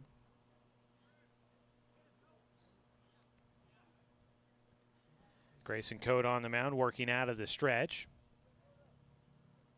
Ground ball, left side foul, past third base for strike 2. Doc's Baseball also sponsored by DC Farmers Co-op, where everyone's welcome to shop. Docs will be back at home tomorrow after their 4 days here in Corvallis. They're back at home taking on the Wasilla Road Warriors out of Alaska. That'll be a 7 o'clock start tomorrow night. Wasilla was here in the tournament in Corvallis as well. It's an 0-2 pitch. Coate will get strike 3. Diatti watches it go by, and he'll strike out for a second time in the ball game. First one against Grayson Coate. Now batting. And there's 2 away. Designated hitter, number 23, Eli Dominguez. 2 down with a man at first. Eli Dominguez will bat. He's 0 for 2. Reached on a fielder's choice and scored a run in the 4th inning. Grayson will deliver the first pitch. Grounded third base side. Logan Anderson charges in. Rifles it across to Wirtz. And the Docs will get through things here in the 5th inning. They do give up 1 more run on 1 hit. No errors. 1 man left on base. 5-0. Grants Pass in front of the Doc Stewarts as we head to the 6th inning. This is Doc Stewart's Baseball here on 541radio.com and on The Score, 92.3 FM and 1490 AM. For over 100 years, Douglas County Farmers Co-op has been serving the needs of farmers, ranchers, and homeowners throughout Southern Oregon. Here, everyone is welcome. When you shop with us, you can expect good people, good products, and good advice. No membership needed. Just bring yourself, and we'll provide the expertise and products you need to tackle your next project. Douglas County Farmers Co-op, where everyone is welcome to shop. Are you an enthusiastic sports fan? Want to have fun and get in on the action? Heck, yes, that'd be awesome. Have great attention to detail? Want to stay active? Definitely. Want to give back to the student athletes in your community? Obviously, yes! Then you'd make an excellent high school sports official. We need more officials in Oregon, because with no high school officials, there are no high school sports. Sign up today at highschoolofficials.com.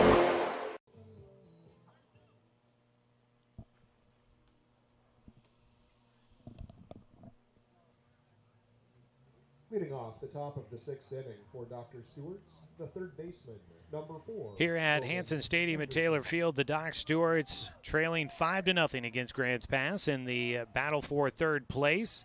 Logan Anderson starts things off for the Docs, takes strike one from Cam Holland, who continues to throw for the Cavemen. Gets a swing and a miss out of Anderson for strike two. Docs with work to do here, trailing by 5. They are 2-1 in the tournament, trying to go to 3-1, finish out the weekend strong as a pitch outside, 1-2 count.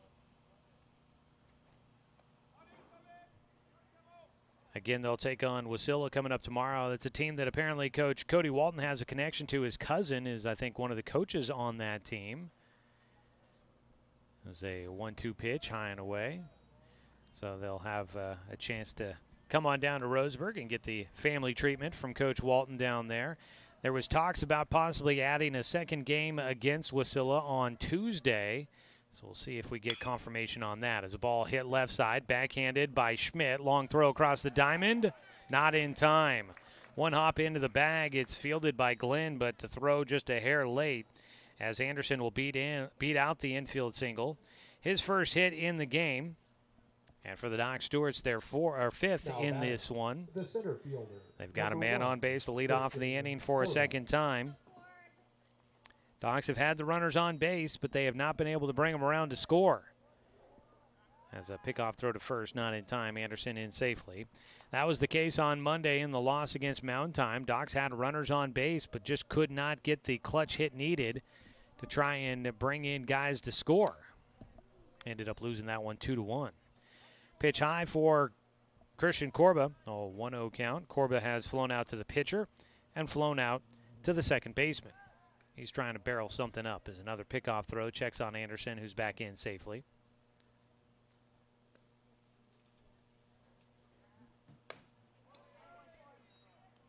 Pitch misses. 2-0 count here for Corba.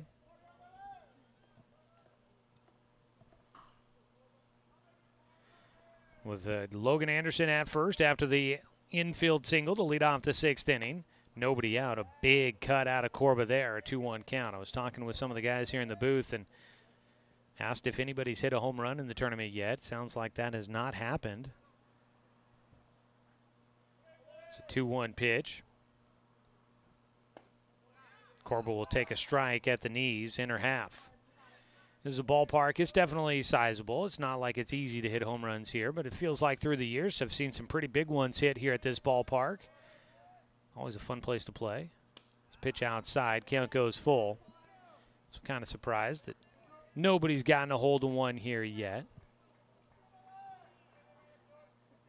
3-2 count for Christian Corba with Logan Anderson at first and nobody out. There goes Anderson. That's ball 4. So Anderson will be in safely at second base as the walk issued to Corba. 2 runners on base with nobody out. Prime opportunity here for the Docs to try and get back into this one. Trailing 5-0. Third walk in the game for Cam Holland. Fletcher Coleman, the right fielder, is 1 for 2 with a double his last time up. This would be a good time to bust out another one of those. The first pitch to Coleman is outside for ball 1. That double came on a soft liner out to center field that Ryan Sedevy made a diving attempt to try and get to, did not knock the ball down or catch it, got by and continued to roll, and Coleman was able to continue to run as the pitch outside. The count goes to 2-0. It is a warm one here. Might be seeing the pitcher Cam Holland starting to fatigue a bit on the mound, and that's going to prompt a visit out there for the catcher Nathan Bassett. Braden Reese, the second baseman, also heads out there, a couple of the experienced guys. So Doc's taking on Wasilla tomorrow. Looks like they will be back here in Corvallis to play July 18th as well. So the the Alaska Club, they've got quite the road trip here through the Pacific Northwest. That'll be a lot of back and forth for them, but getting in a lot of games. I guess if you're down here, you might as well get the games in.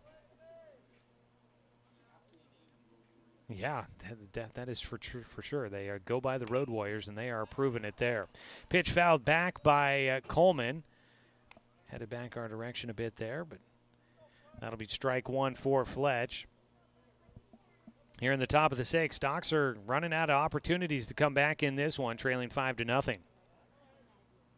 Swing and a miss on the off speed. Fletcher out in front of it for strike two. Today's game brought to you by Cascade Community Credit Union, belong to Douglas County. 2-2 count. The pitch to Fletcher. He hits one hard out towards right field, but it's not going to be very deep. It is caught by the right fielder, and the throw comes back in to hold Logan Anderson at second base as Andrew Snodgrass gets it back in quickly.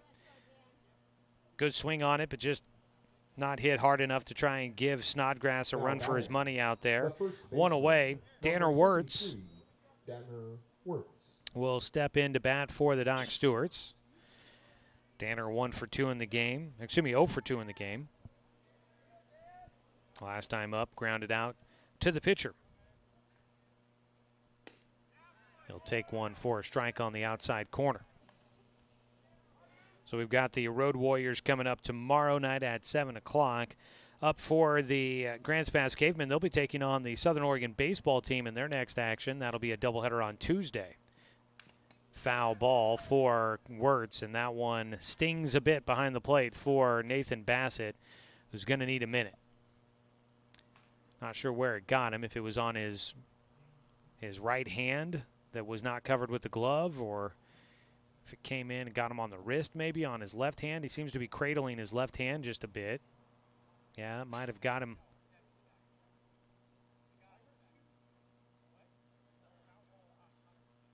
So, foul ball. And Coach Walton, I think, trying to argue that maybe it had been a catcher's interference. But he's not going to get that ruling in favor of Danner. Does seem as if Nathan Bassett's going to be all right back behind the plate. From up here, I mean, we're behind the action. Not a great look at it. From up here, it looked like it was just the foul ball that came back and hit him, but maybe Danner in his swing had clipped the catcher a little bit as well. Wirtz with an 0-2 pitch coming here from Cam Holland. 2 runners on with 1 away. Taking off is Anderson. The hit and run on through the right side for Danner. Anderson will come around to score. The Docs will get on the board. They execute the hit and run. Danner Wirtz, an RBI single through the right side. They had the double steal on. Corba took off from first. Anderson from second. And they will get Corba all the way around to third. And coming in to score is Logan Anderson. Nice job there for Danner, putting the contact on and driving in the first run of the game for the Docs. 6th hit in the ball game for Roseburg. Runners on the corners with 1 out. And maybe some positive momentum to see if they can get back into this ball game, now trailing by 4. Tegan Sprague will take high and inside for ball 1. Just perfectly executed. Second baseman running towards the bag to cover with Corba stealing from first and Anderson going to third. That left the right side of the infield wide open, and Danner got an outside pitch. He just pokes to the opposite field. High and inside, and Sprague spins out of the way on a pitch that nearly got him. If he stands his ground a bit more, he's probably down at first base and the bases are loaded. But he spun out of the way of the pitch, has a 2-0 count.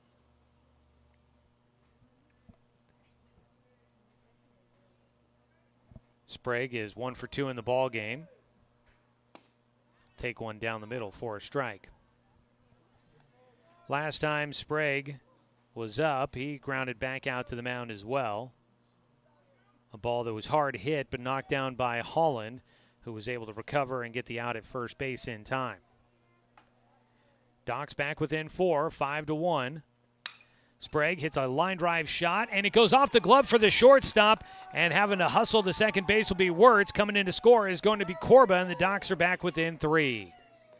First and second with one out, 5-2. Low line drive shot to the shortstop, and we're ruling a base hit for Tegan Sprague. His second hit in the ball game, his first RBI of the day. Now batting, the catcher. Runners at first and second for the Docs. Coming in to score was Corba. And with just one out here in the sixth inning, the Stewies are making it interesting, and we've got a visit out to the mound for the Cavemen. It is going to be Hayden Thompson coming up to bat after coming in defensively for Amos Bowers in the fifth inning. Don't see any indication as of yet about a possible pitching change here. And our home plate umpire is going to head out to the mound to break things up. Here in the top of the sixth, Docs are making a comeback. They've got the game-tying run at the plate in the form of Hayden Thompson.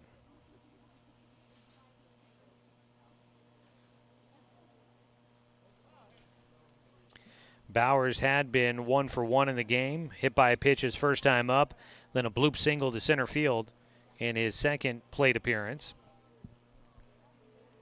Thompson takes over behind the dish, now gets a chance to swing it. First pitch from Holland is called strike one as Thompson was showing a bunt. They had the first baseman crashing in, Ryan Glenn. Second baseman Braden Reese was covering first base. The 0-1 pitch from Holland.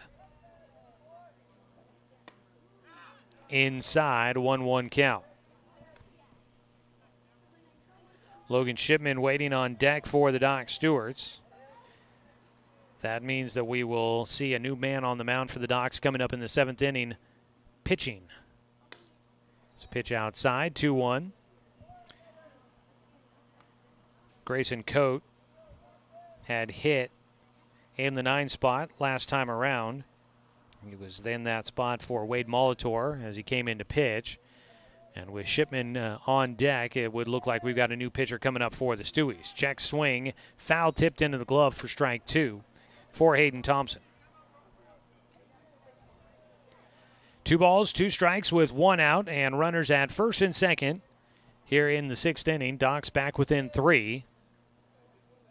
Cam Holland on the mound. The 2-2 pitch is low, and the count goes full. Walk would load him up and put the game-tying run on at first base.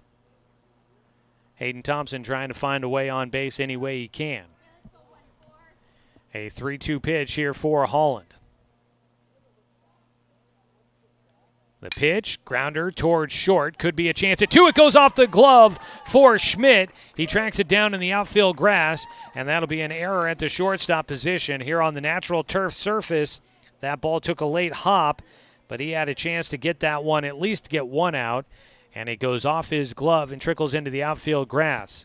We mentioned before, Schmidt, class of 2030, they've got him at shortstop. He's not even a freshman in high school yet, and that one right at him, he's not able to field cleanly. He also had one go off a glove on a sharp low-line drive at him. Ruled that one a hit, but this time off the glove for an error. Bases are loaded, and up to bat is Logan Shipman. So Shipman will, in fact, come up to bat, his first AB of the night. He gets underneath one, lifts it high in the air out towards left field. It will drop in front of the left fielder. They're going to throw in to try to get the force out at third. The throw not in time, and it's a base hit for Logan Shipman, and it drives in a run. The Doc Stewarts are back within 2.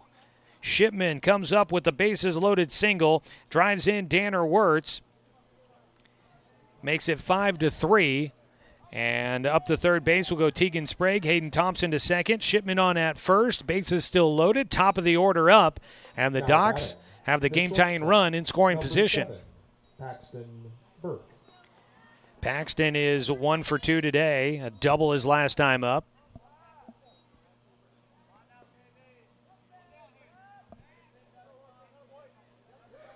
Paxton batting from the left side. Gets underneath the ball, not very deep. That could be tough as they were playing him back. It's going to carry enough out for the center fielder. Tagging, heading for home. The throw to the plate gets cut off. And the Docks will score a run on a sac fly for Paxton Burke. That ball out to center field for the second out. Coming in to score was Tegan Sprague. He's got good speed, and he came in easily. The throw was cut off just in front of home. 2 down, and Docks are back within a run. They need a clutch hit here for Reagan Soper. Out at second base, Hayden Thompson, Logan Shipman at first. Soper will take low and outside from Holland for ball 1. A 4-run 6th inning here for the Dock Stewarts. Grants Pass scored 4 in the 4th and 1 in the 5th to take a 5-0 lead. Docks get 4 back so far here in the top of the 6th inning. Outside, a back pick down to second base. Will not be in time. Safely in goes Hayden Thompson. It's a 2-0 count at the plate for Reagan Soper. Soper 0 for 3 in this one. Last time he grounded one towards first. It got bobbled around. He tried to beat it out, but could not get there in time. Takes high and inside, a 3-0 count. A walk would load him up again. We've got Quinn Gaylor now running at first base for Logan Shipman. Pinch runner there. 3-0 pitch, misses for ball 4, and the bases are loaded as the Docks will send their 10th hitter to the plate here in the 6th inning. 4th walk for Cam Holland. Bases are loaded. Thompson goes to third. Quinn Gaylor running for Logan Shipman, now at second. And you've got Reagan Soper on at first. No move to make a pitching change here for Grants Pass. So Holland stays in the game and will face Logan Anderson for a second time here in the 6th inning. Anderson led it off with a single. He takes inside for ball 1. Anderson had a single for his first hit in the game and eventually came around to score the first run of the game for the Docks. The 1-0 pitch is low and in. It's going to catch the strike zone for a 1-1 count. Game-tying run at third base with 2 outs for the Docks here in the top of the 6th. They've battled their way back. Holland's 1-1. Swing and a miss by Anderson for strike 2. Logan trying to deliver a clutch hit for the Docks.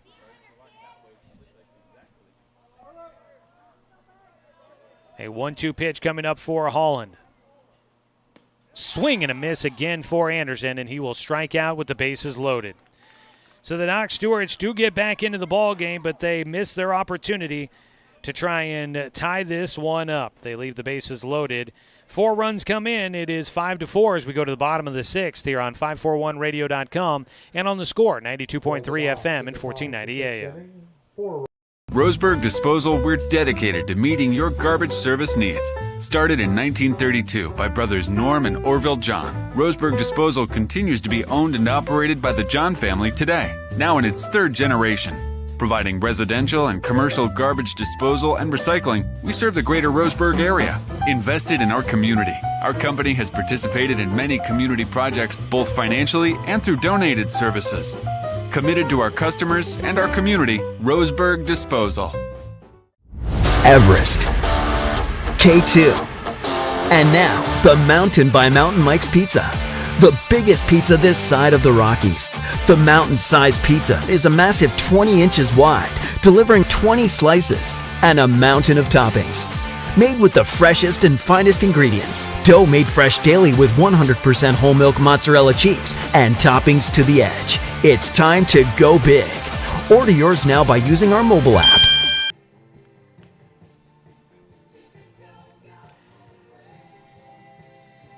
The Docks will make a pitching change here for the 6th inning. Logan Shipman will take over for Grayson Coate. And we'll look to try to keep this a 1-run ball game. Docks score 4 in the top of the 6th inning. 4 runs on 4 hits, 1 error, and 3 men left on base. Docks now with 8 hits in this ball game. They've got their way back into this one, trailing by a run. For the Docks in the 7th inning, they will have Korba, Coleman, and Wirtz due up. But they've got to try to keep it close, and Logan Shipman will take over trying to do so. Grayson Coate came in the 4th inning and ended up getting the final 2 outs there, so he'll go an inning and 2/3. And Shipman will take over here. Defensive change for Dr. Stewart. So now let's see pitching, here. Number 13, Logan Shipman. Leading off the bottom of the 6th inning for Grants Pass. Looks like Danner Wirtz gave up 3 hits. Grayson Coate gave up 2. Now Logan Shipman taking over. His first pitch is in for a strike as he faces off against Easton Schmidt, the shortstop, who had a bit of tough inning defensively out there as short. The 0-1 pitch from Shipman misses low and outside, 1-1. Today's game brought to you by Flyaway Travel. Contact the travel leaders at Travel Leader, Flyaway Travel. Make sure you have an agent in your corner. Call 541-672-5701. Swing and a miss for strike 2 for Schmidt.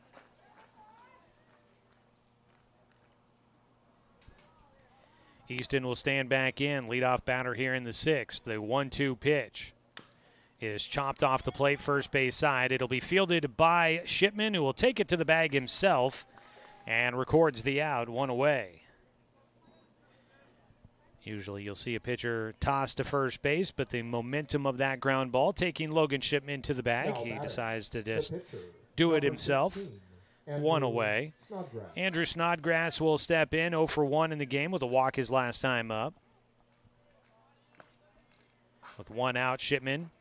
Breaking ball misses high and inside, a 1-0 count.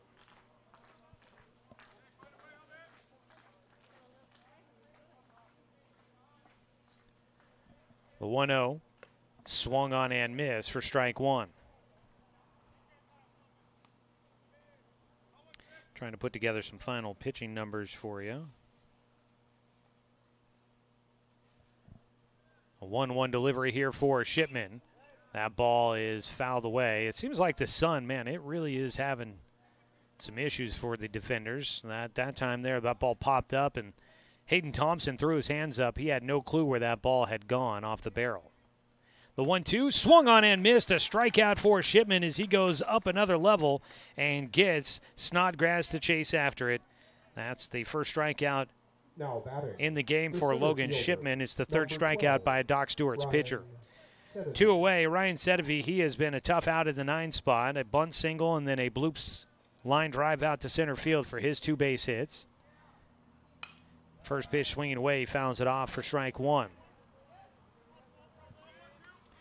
Danner Wirtz went 3 1/3 innings. He gives up 3 runs on 3 hits, 1 walk, 1 strikeout. Grayson Coate goes an inning and 2/3. It's a pitch outside, 1-1 count.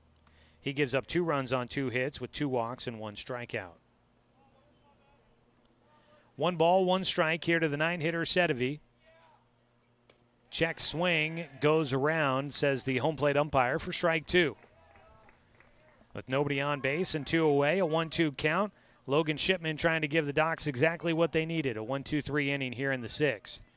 Shipman misses inside as Sedevy scoots his heels back out of the way. Lets that pitch go by instead of turning and trying to maybe take it off the thigh on his front leg. The 2-2 pitch. Couldn't get him to chase. Did he go around? No. The appeal, he does not. So the count will go full. Top of the order waiting on deck. Final game here from the 4th of July tournament in Corvallis for the Doc Stewarts. They're trying to finish it with a win, but they need a comeback. And that pitch, did it hit him? I think it did, didn't it? Yeah, clip his helmet there. So down to first base, it would have been ball 4, but Sedevy gets hit by the pitch. He's on base for a 3rd time in the ballgame. Shipman tried to come high and inside, missed his spot, and that one got the batter off the helmet, but he's fine. Quickly headed down to first, did Ryan Sedevy. Braden Reese, the leadoff man, 0 for 3 in the ballgame, facing Logan Shipman for the first time. First pitch from Shipman is high for ball 1. Docs Baseball and the Score, always brought to you by Barnes Heating and Cooling, your complete energy company. Visit barnesheatingandcooling.com or give them a call at 541-459-1545. Pitch is just off the outside corner to the lefty. Reese is ahead, 2 balls, no strikes.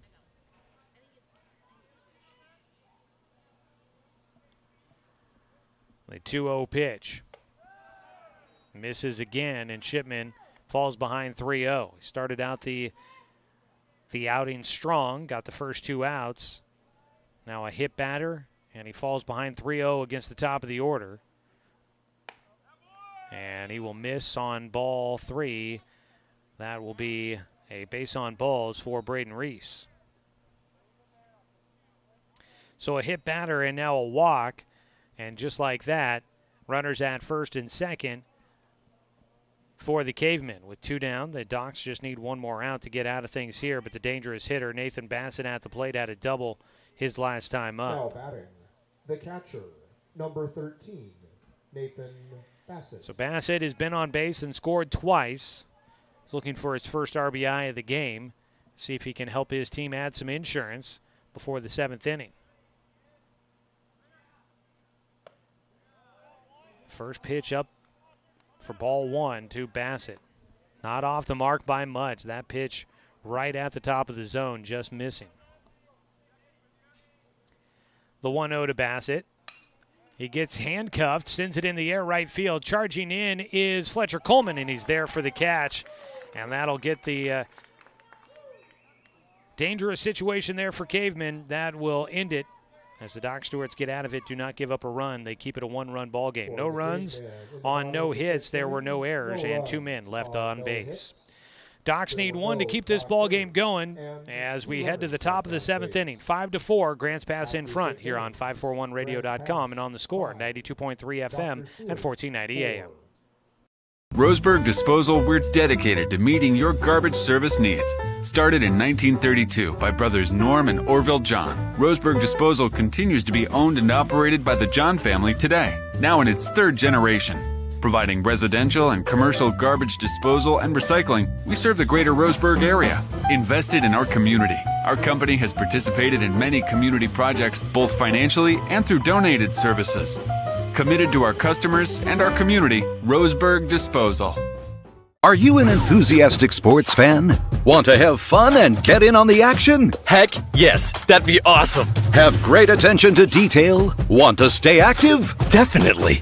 Want to give back to the student athletes in your community? Obviously, yes. Then you'd make an excellent high school sports official. We need more officials in Oregon, because with no high school officials, there are no high school sports. Sign up today at highschoolofficials.com.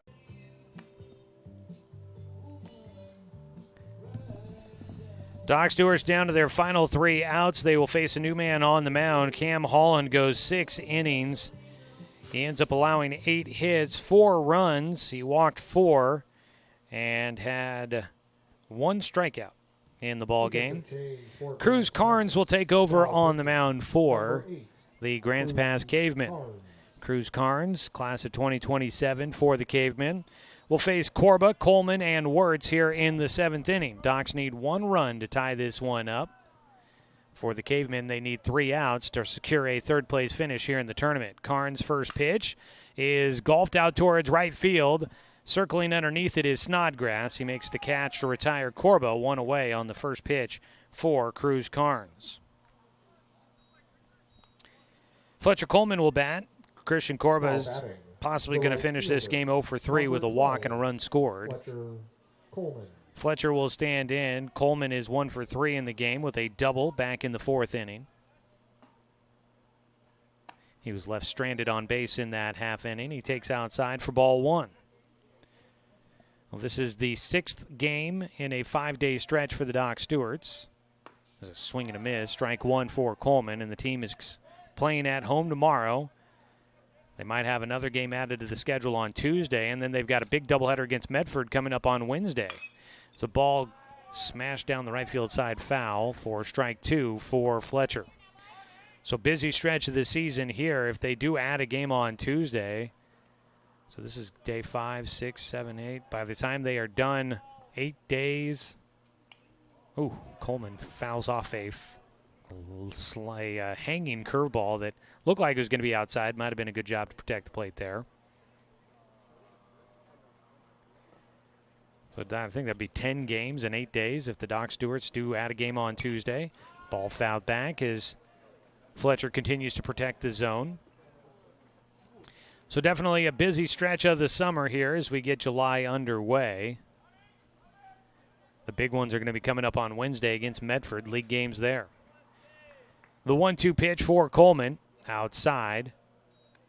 Evens things up. 2 balls, 2 strikes. On deck is Danner Wirtz. Docs need 1 run to tie this one up, but nobody on base with 1 out. 2-2 from Carnes. That ball is hit in the air left side. It's going to carry out to Diotti. The left fielder squeezes it for the second out. So the Docs are down to their final out here in the tournament. A loss will give them a 4th place finish. They're trying to rally back to see if they can steal third away from Grants Pass.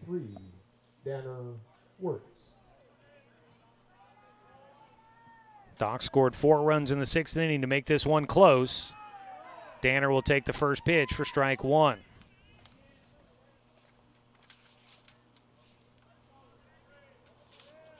The 0-1.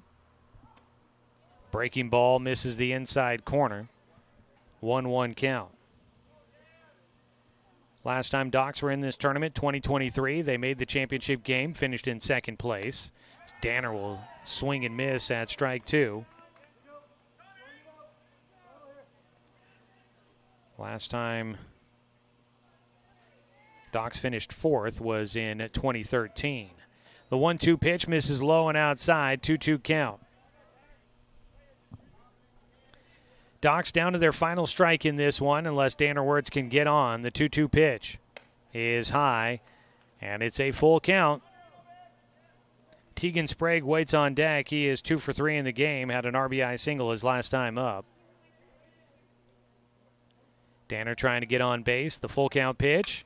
He hits that one out towards right field. It is going to get down. The Docs have some life remaining. Snodgrass, that ball dropped in front of him. He didn't have a chance to get to it in time. And so Danner goes opposite field for a base hit again.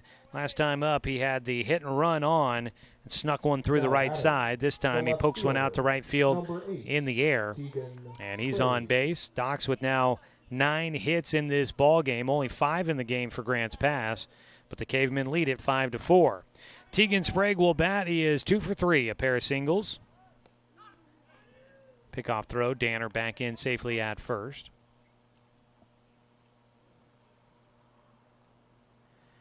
Tegan will dig back in. First time facing the new man on the mound, Cruz Carnes, who has taken over to try and close this one out. It would be a safe situation.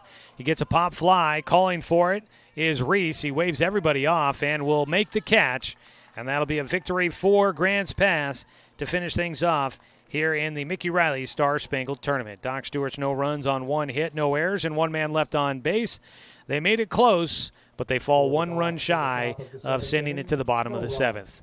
Final score 5-4. We will come back and get all the numbers for you, and we've got your Champion Car Wash Player of the Game to announce when we return.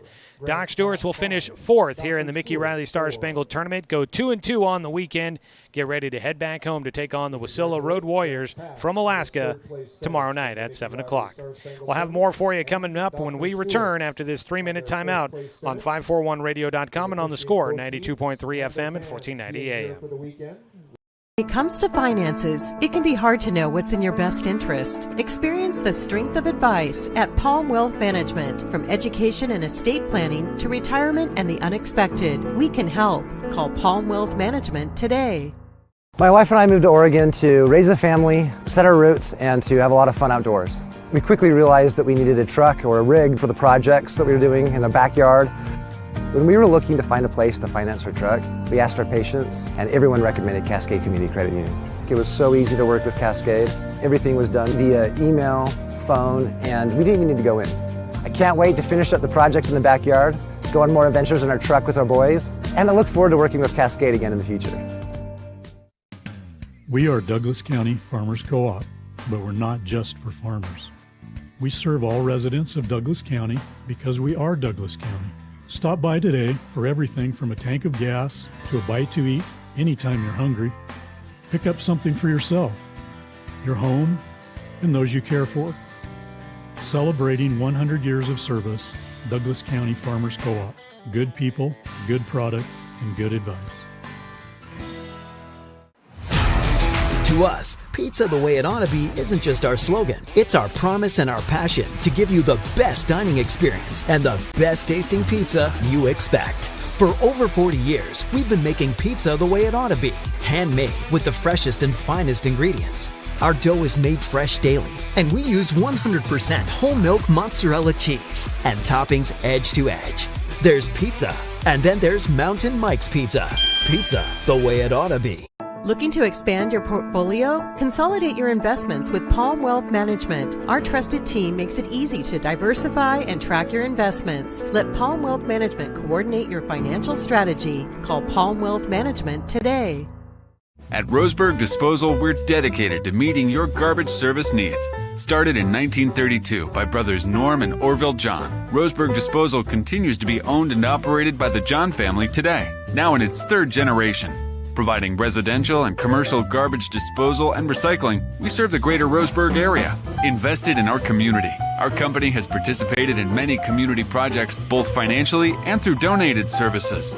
Committed to our customers and our community, Roseburg Disposal. Successful companies have a very important secret. Good advertising works and makes them money. That's why your business should contact Lotus Media Group. Let us help you cash in with multimedia advertising. Multiple touches from Douglas County's only Google certified partner and most effective advertising platform. Web, broadcast, print. Make it happen. LotusMediaGroupLLC.com.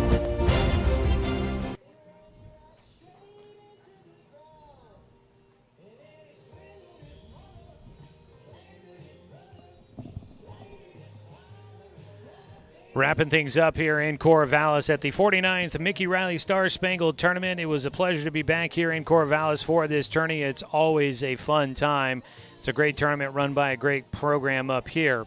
And thanks again to Corvallis for inviting us up here and making us feel at home here this weekend. Well, it did not finish the way the Docs were hoping to. 5-4, the final score. Grants Pass gets the win. Grants Pass will go to 12-5 on the year, and they go 3-1 in the tournament to finish in third place. For the Doc Stewarts, they will fall to 11-9 on the season, and they will finish in fourth place in the tournament here this weekend. The final numbers on this one: 4 runs on 9 hits, 1 error, and 9 men left on base for the Doc Stewarts. And for the Grants Pass Cavemen, 5 runs on 5 hits with 2 errors and 6 men left on base. Grants Pass took the lead with 4 runs in the 4th inning. They added a run in the 5th to make it 5-0, but the Docs would get 4 runs back in the 6th inning. They got the game-tying run to third base in that 6th inning, but could not bring him around to score. They got the game-tying run on base in the 7th inning, but again left him on base. Docs leaving 9 runners stranded on base. 1, 2, 3, 4, 5, 6 of those 9 runners left on base in scoring position. Getting the win is going to be Cam Holland. He goes 6 innings, allowed 4 runs on 8 hits with 4 walks and 1 strikeout. He also hit a batter. Taking the loss is going to be Danner Wirtz. 3 runs on 3 hits in 3 1/3 inning. Had 1 walk and 1 strikeout. Getting a save in this one is Cruz Carnes. He pitches the 7th inning. 1 inning, allowed 1 hit, but no runs, no walks, no strikeouts. He picks up the save in limited action there. Docs also had Grayson Coate pitch an inning and 2/3. He gave up 2 runs on 2 hits, and Logan Shipman pitched 1 inning, did not allow a hit or a run in this ball game. Doc Stewart's batting. Paxton Burke was 1 for 2 with a double, drove in a run. Also had a walk. He drove in a run on a sac fly. Reagan Soper was 0 for 3 with a walk. Logan Anderson 1 for 3 with a run scored. He had a single and had a walk. Christian Corba was 0 for 3, a walk. He scored a run. Fletcher Coleman goes 1 for 4 in the game with a double. Danner Wirtz was 2 for 4 with a run scored and an RBI on a base hit in the 6th inning. Tegan Sprague was 2 for 4 with a run scored and an RBI. He had 2 singles in the game. Amos Bowers was 1 for 1 and was hit by a pitch and had a single. Hayden Thompson took over at catcher in that 8th spot in the lineup. He was 0 for 1. A fielder's choice got him on base. Wade Molitor was 0 for 1 in his only at-bat, starting at first base. Some defensive changes. He came out of the game. Grayson Coate came in, grounded into a double play in his one at-bat. Logan Shipman came into the game with the defensive changes, had an RBI single, goes 1 for 1 in the ball game. For Grants Pass, Braden Reese was 0 for 3 with a walk. Nathan Bassett was 1 for 3 with a double and 2 runs scored, had a walk in there as well. Ryan Glenn was 0 for 2 with a sac bunt. Eric Pesqueda was 1 for 2 with a double and a run scored, also had an RBI. Nevin Diotti was 1 for 3 with an RBI single and a run scored. Eli Dominguez was 0 for 3 in the game, reached on a fielder's choice, scored a run. Easton Schmidt was 0 for 3 in the game but had an RBI on a fielder's choice. Andrew Snodgrass was 0 for 2 with a walk. Ryan Sedevy was 2 for 2 in the game with a pair of singles and a hit by pitch. It's time now here in the postgame show to name our Champion Car Wash Player of the Game. Make your car or truck shine like today's Player of the Game. Visit Champion Car Wash, where you can sparkle without the splurge. Celebrating 30 years of Roseburg, it is Champion Car Wash. We're taking a look through things here today for the Doc Stewarts. You know what? Let's give it to Logan Shipman. It's going to be our player of the game. He pitched a clean 7th inning in relief, and his one at-bat came through with an RBI single that helped the Docs as they tried to rally their way back in the 6th inning. So he made the most of his opportunities. Scoreless single inning with no hits, 1 walk, 1 strikeout, and 1 hit batter. But he does not give up a run, able to keep the Docs within a run, and he was able to get the Docs within a run, helping out in that process in the 6th inning with a single in his one at-bat. So Logan Shipman, congratulations. You are today's player of the game. Brought to you by Champion Car Wash. Celebrating 30 years in Roseburg, it's Champion Car Wash. All right, folks, that's going to wrap it up for us here today. The final score again, 5-4. Grants Pass gets the victory on top of the Doc Stewarts to finish in 3rd place. Docs will finish in 4th here in the Mickey Riley Star Spangled Tournament, and now they get ready to head on home. They will take on the Wasilla Road Warriors for at least 1 game coming up tomorrow. They might have a 2nd game coming up on Tuesday. We'll get confirmation on that from the coaches here coming up in the next 24 hours, I'm sure. And as we make our way through it, don't forget, coming up on Wednesday, it's a big doubleheader at Champion Car Wash Field as the Medford Mustangs come to town for an Area 4 twin bill. That'll be a big one for the Doc Stewarts on Wednesday. So we got a lot coming up this week as we head back home from our road trip to Corvallis. Want to say thanks again to the Market Men for hosting us, and thanks to everybody making this a great tournament. Want to say thanks to Executive Director of the Douglas County Baseball Association, Jake Whistler, for allowing us to bring you another season of Doc Stewarts baseball here on the Score and providing us a place to stay here in Corvallis for the weekend. Want to say thanks to Coach Cody Walton and the entire Docs baseball program. Thanks to Dale Cranford back in the studio for the radio production here today. And thanks to you, the fan, for tuning in for today's broadcast because, of course, without you, I'm just a guy sitting here talking to myself. I'm Joey Keeran. Hope you had a wonderful 4th. We'll talk to you tomorrow night as the Doc Stewarts take on the Wasilla Road Warriors. The game's scheduled for a 7 o'clock start. We'll have pregame coverage beginning at 6:45. You can catch the action streaming live with video online at 541radio.com or find it right here on Douglas County's Home for Sports, The Score, 92.3.